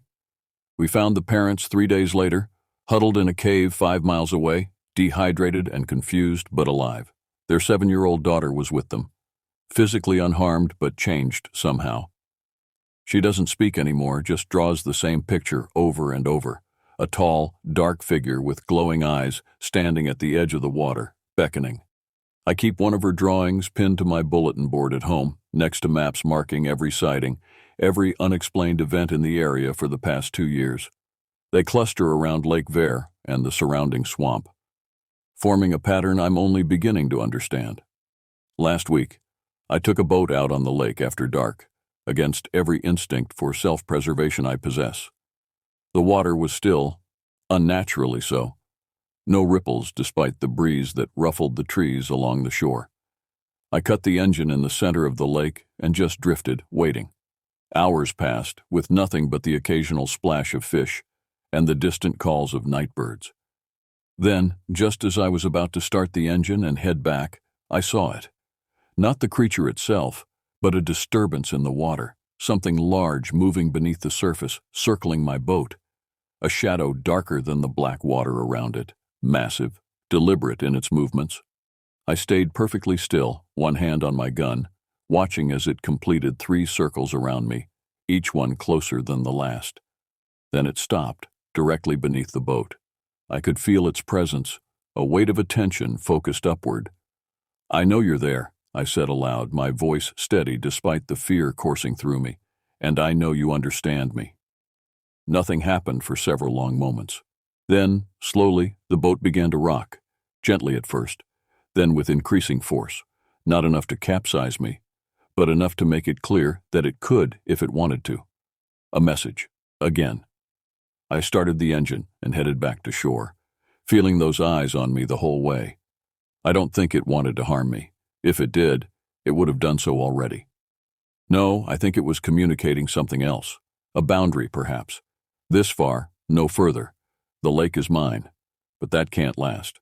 Chesterville is growing, slowly but surely. New houses being built closer to the lake, more people venturing into the swamp for recreation. Sooner or later, someone's going to cross paths with that thing who isn't as lucky as I was. Someone's going to end up like Jacob Mercer, unless I do something first.